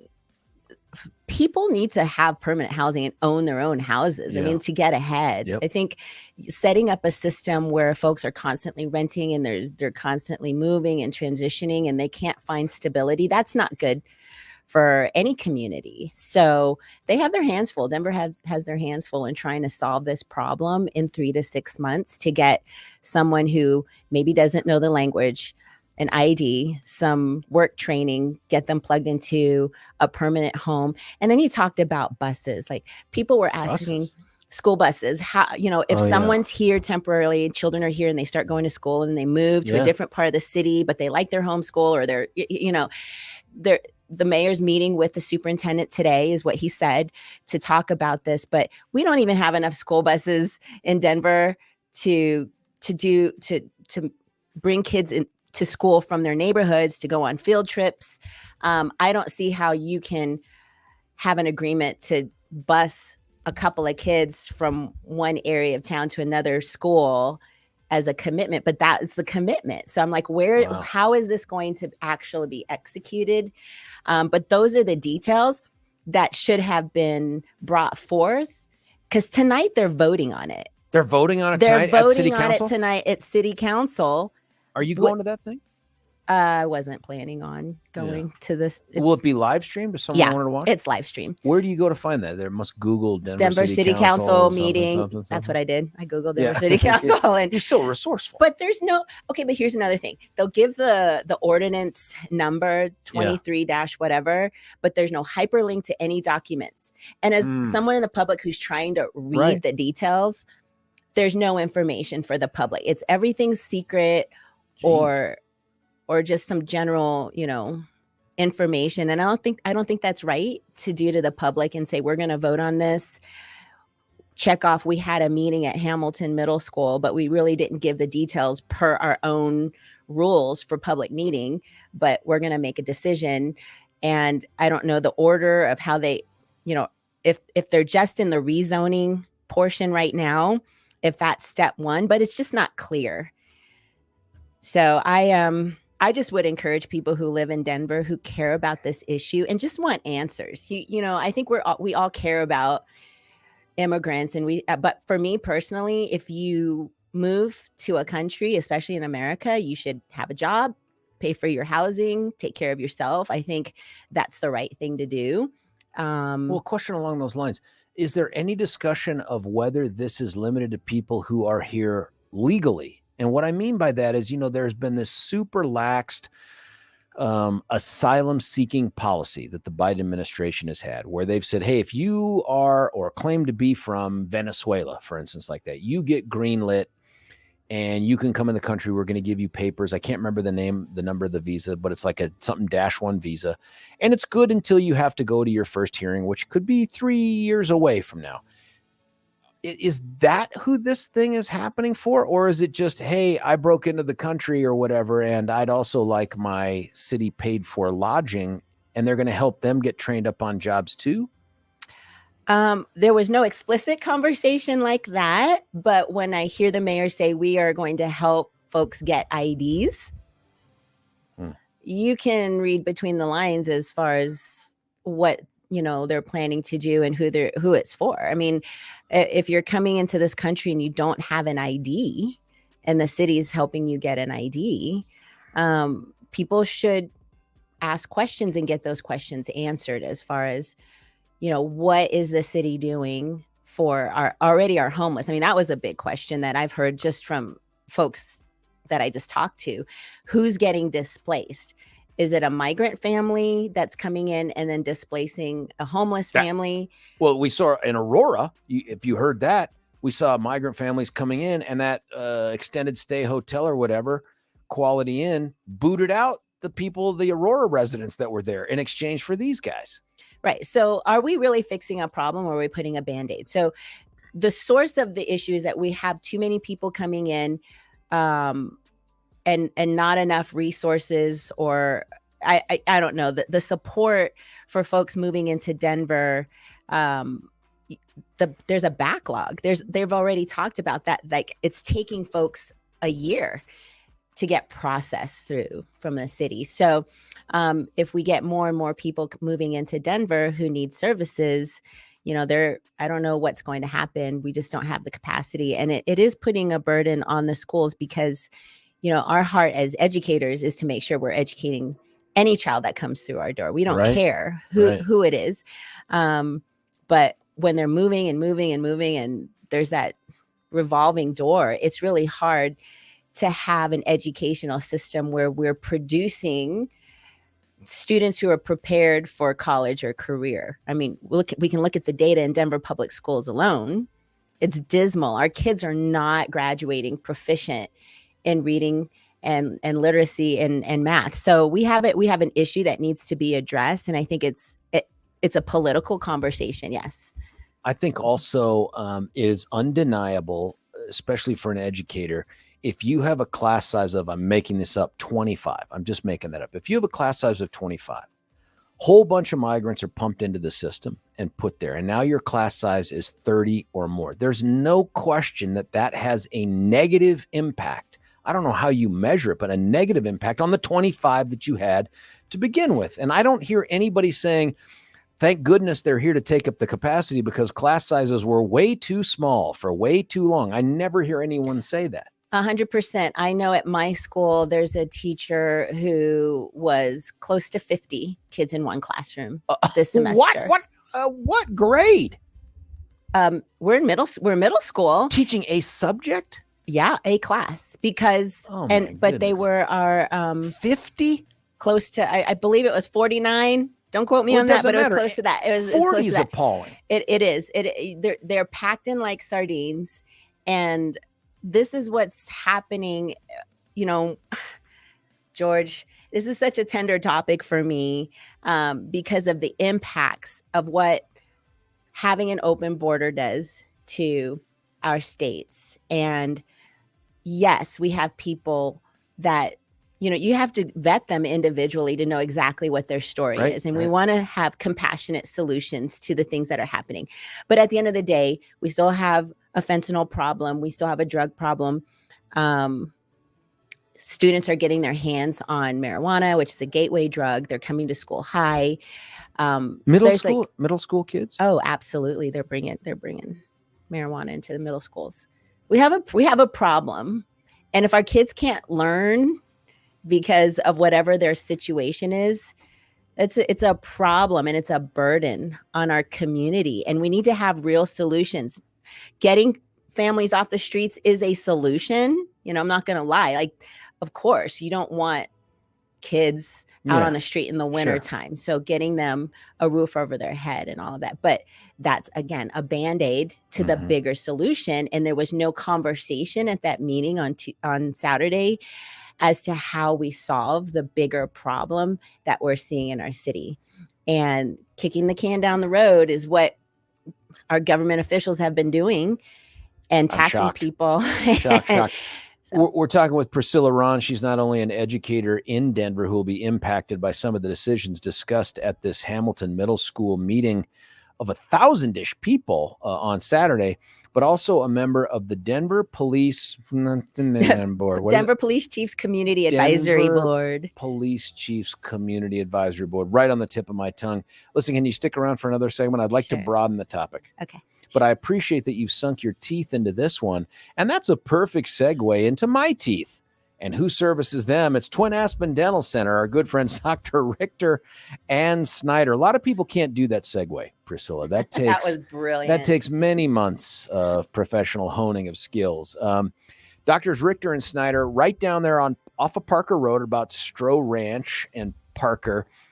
Brilliantly located thing. You can get to it really at any time of day, but from any direction, northeast, south, or west. Very modern building right there by Lehman Academy. Speaking of education, these are the folks that can do all the heavy lifting with your teeth, but really the bread and butter for you, not for them, for you, is to get in there twice a year. That's what everybody recommends for dental health. And the mouth is the gateway to the rest of your health. I was just reading another thing online about how the bacteria and stuff that build up on your teeth, unless it's addressed on a regular basis, can have this deleterious effect on your health. You can look up that word. And these guys are there to say, listen, we can make it all better. I usually get Shiloh as the dental hygienist. What a great sense of humor and very good at what she does. No screwing around. She gets right to it. Bing, bang, boom. And I'm on my way with a better smile than I walked in with. You can join them as well at 303-841-7466. You should call, make the appointment, take a knee from your current dentist. You're not leaving them yet. Try someone else out. You would with a bunch of other services. Why not your dentist? 303-841-7466, or check them out at twinaspendentalcenter.com. That's twinaspendentalcenter.com. When we come back, more me, more Priscilla, and even you. I'll check the texts. And I bet you Priscilla would take a call. I didn't even ask her. 303-696-1971. George Brauchler, 710 KNUS.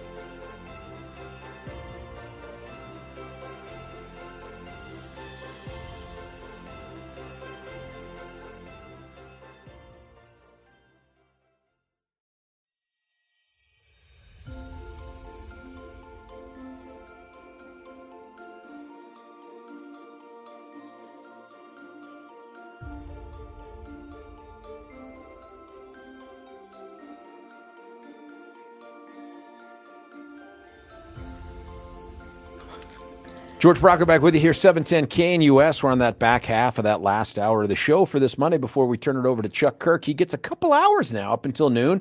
Little DP, then SG, and then we work our way into Brandon Tatum from 4 to 7. Still in studio is Pricilla Rahn. She has not heeded any of the advice or warnings from other folks out there. She has stuck around to risk her political future as well as her credibility.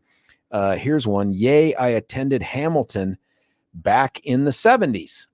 Go Huskies. Oh, by the way, there was a lady in the audience who said, here at Alexander Hamilton Middle School, it is not named after President Hamilton. Oh, who's it named after? It's named after a former educator, a woman. Oh, really? So I just want everybody to know that although I would love the idea of it being named after a president, it's not. It says it sounds like Priscilla is an expert in land use and planning. Well, I happen to be the chair of the Douglas County Planning Commission. Oh, well, that'll do it right and there. So I know what questions to ask. That doesn't necessarily make me an expert. I just know when shenanigans are happening. Yeah, well, that's actually maybe as big as anything, is to be able to point out when things are going wrong. Here's another text. Yes, not only are class sizes too small, but when you bring in a bunch of people from hundreds of other countries, you have to have interpreters, and that costs more money, doesn't it? Wait a minute. I hadn't even thought about the interpreter part. Do you guys do that? Like, how do you deal with the English second language folks? So in the classrooms, like I don't have an interpreter in my classroom, but if I have to communicate. Do you just raise your voice? I said, carry the 2. Nothing like that. Well, I teach music. Oh. So I'm like, mira, tocas. Okay. You know a little bit. You're Duolingo'd up. Yeah, I got it. Yeah. But we do, when we call parents, we have a phone number that we can call for an online interpreter in any language. Wow. So it's really cool. So we talk through it. Yeah. And if we have a community event, then we can invite an interpreter to follow the parent to the teacher meetings. What about just Google Translate? Oh, that works too. I get that. By the way, I said earlier in the 6 o'clock, I was at the Trump Doral golf resort or wherever it was over the weekend. And there was a tremendous number of people that worked there that did not speak English at all, and just enough. I mean, less than they do in Europe. You know what I mean? Like, you go to Germany, they speak more English, and they would pull out their phone and do the translate thing and hand it to you. Like, you know, whatever you're trying to say, put it in there, guy. And I was like, wow, I've never come across that, but maybe that's the future. Hey, listen, I want a couple other texts. I'll get those. And then I want to get to the other thing I want to talk to you about. It says the only something is to publicly apologize to us citizens for forcing us to pay for an open border, and to publicly apologize to the illegals for lying to them, then deport the illegals. They can take any money they made through their own work, but they gotta go. Here's another. I seem to remember a particular POTUS saying in 2008, quote, "We are 3 weeks away from physically transforming America," end quote. It is being done. I want America as it was originally designed. We need a border where entry is controlled. That part's all in caps. God bless. That's from Artis. And then another one is FYI, Alexander Hamilton was not president. So, well, that is also true. Not the name of the school, and not the president of the United States. Well, I was just quoting a woman in the right. In the She audience. got it wrong she twice. said Alexander Hamilton, and people think it's a president. Okay, so she got it wrong twice. What I wanted to ask you about was, you are the former vice chair of the party. You were there under KBB, and did you have overlap at all with D. Will? Yeah. Yes, so you were there for D. Will. Stepped down so you could run for office. That just makes sense. Can't really use the position to advance your political future. I get all that. We had Rich Sokel on. I imagine you've at least heard of the letter that he wrote resigning from the executive committee as the 6th CD representative. As someone who was in that rarefied air of the upper echelon of the party, the 2 points that he brought up that I thought, okay, this is interesting, was one, hey, the state party ought not be weighing in on individual policy decisions like the debt relief package or whatever the heck it was. You remember that? The debt ceiling stuff. And then the other one was, hey, state party ought not be weighing in through emails and stuff on individual Republicans, especially incumbent congressmen like Lamborn, who keep getting punched by the state party. first, did you guys ever encounter that issue when you were the vice chair? How did you deal with it if it came up? Did anyone ever say, hey, we should come out against? Under KBB, we didn't have those situations. Generally, the executive committee, when we had something controversial in front of us, it was to try to resolve an issue that wasn't able to be resolved at the county level with their committees down there. And then that's the process. Like, you try to resolve things at the lowest possible place at the county level with your chair. And then if you can't get it resolved, then you move up to the state party. And so we've had controversies that we've had to resolve as far as that goes, but never actually, no, there was one time where the state party weighed in on Tina Peters. And what was that when about? She was not convicted, but indicted. Sorry. Thank you. Yeah. You're in law. I have some familiarity. Passing.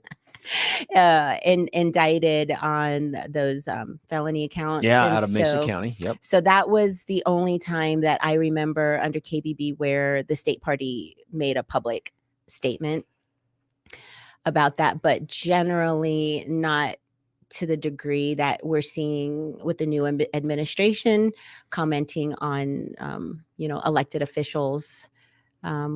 So that it's new. I do know about Rich's resignation, and it is unfortunate because, as he said, and it's something that I always say, we can't win by subtraction. We need great people at the table asking questions, having their voice at the table, holding each other accountable, which is what we do. We're all volunteers unless you're getting paid by the party. I was a volunteer. It's because I had this love for conservative values. I consider myself a Frederick Douglass Republican. I'm a constitutionalist. That's where my priorities are. That's how I make my decisions, and how I think through solutions is constitutionally.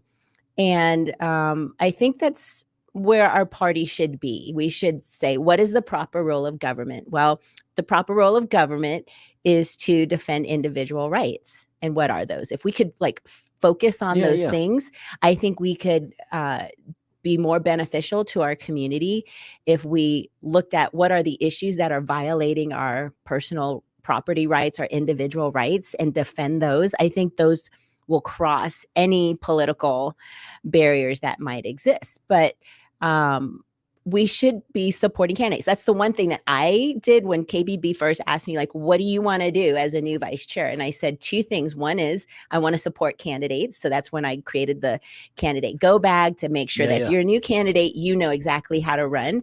And the other one, candles in it too. So a little that, and also to be in the community and to do community outreach, because people need to hear from us as a party. The Democrat Party has traditionally done a great job of just being out in the community, making promises and building relationships. Yep. And that was something that I felt really strongly about, which is how we had some successes in the community, especially in the Ethiopian community, supporting our candidates. So I know that's in the heart of a lot of people. When I talk to them individually, they're like, yeah, we need to support candidates and we need to be in the community. But we need to make that front and center in everything that we do in our communications. It should be to the end goal. So my question is, what is our end goal? Our goal is to change the lawmakers, because when you change the lawmakers, you change the laws. And if we're not focusing on getting Republicans elected to start to bring back some balance, because we're way out of whack in Colorado. Our God bless our Republicans at the Capitol, because they are fighting. Oh man, most of them are fighting. They're the 300, man. They're just they're standing in the hot gates. That's it. We need them. We need every single Republican candidate and elected official to stay in their seat and fight for us, because they have experience right now. Yeah. And they know how to write legislation. They know how to submit amendments and things like that. So, and we need to attract people. And if we don't create a culture in our party where people feel like they belong in our party, where there's a place where they're going to be accepted and where they're going to be supported, then we're going to have a hard time finding strong, intelligent, capable, collaborative, Republicans who are going to want to run and who are problem solvers. Like there's all these character traits. My master's degree is in education administration and supervision. I've been a principal. So by training, I've learned how to manage organizations and systems. And that's what we need right now in our leadership. And it's not just one person, it's the entire leadership across the state. If you're a county party precinct person, or a district captain or secretary, whatever your position is that you're volunteering as, you need to understand how to manage systems, and let's get people moving and rowing in the same direction. And that's a cultural piece that needs to happen. I agree. Listen, we're going to cut away for a break. We'll only have a few minutes left. Stick around. I mean, there's no reason for you to flee now. I mean, It's too late. Credibility shot. Listen, Pricilla Rahn will still be around here. I don't know what's left for her to say to continue to blow up her Vote future. For me. Yeah. And send me money. We'll get to that after the break. I got to tell you about your hair. Not Priscilla. No, I'm not talking to Priscilla. I'm talking to you dudes out there who are thinking to themselves, hey, have I lived with this receding hairline and this bald spot long enough? Have I done my due diligence in trying to figure out how I might reverse that trend? If you haven't yet called Dr. Tanya Pauls at Advanced Hair Restoration, then the answer is no, you haven't done it yet. Pick up the phone and call her. Maybe 2024 is the year that you say, I want to know what it's like to look like I did before. I want to have that youthful look, all that confidence that comes from having a full head of hair. And oh, by the way, it's your hair. Call up Dr. Tanya Pauls at 720-459-HAIR. That's hair on your head, not hair the rabbit. 720-459-HAIR. You do that today. You get $250 off if you qualify, as well as 250 free hair grafts. You can check out the great work they do and the customer reviews at advancedhair.com. That's advanced, ends in a D, hair, all one word, .com. Receding hairline, bald spot, thinning hair, doesn't matter. They've seen it all. They've dealt with it all, and they give you a guarantee that it will work. Check them out today, 720-459-HAIR. When we come back, we'll wrap up the show with Priscilla and me at 710 KNUS.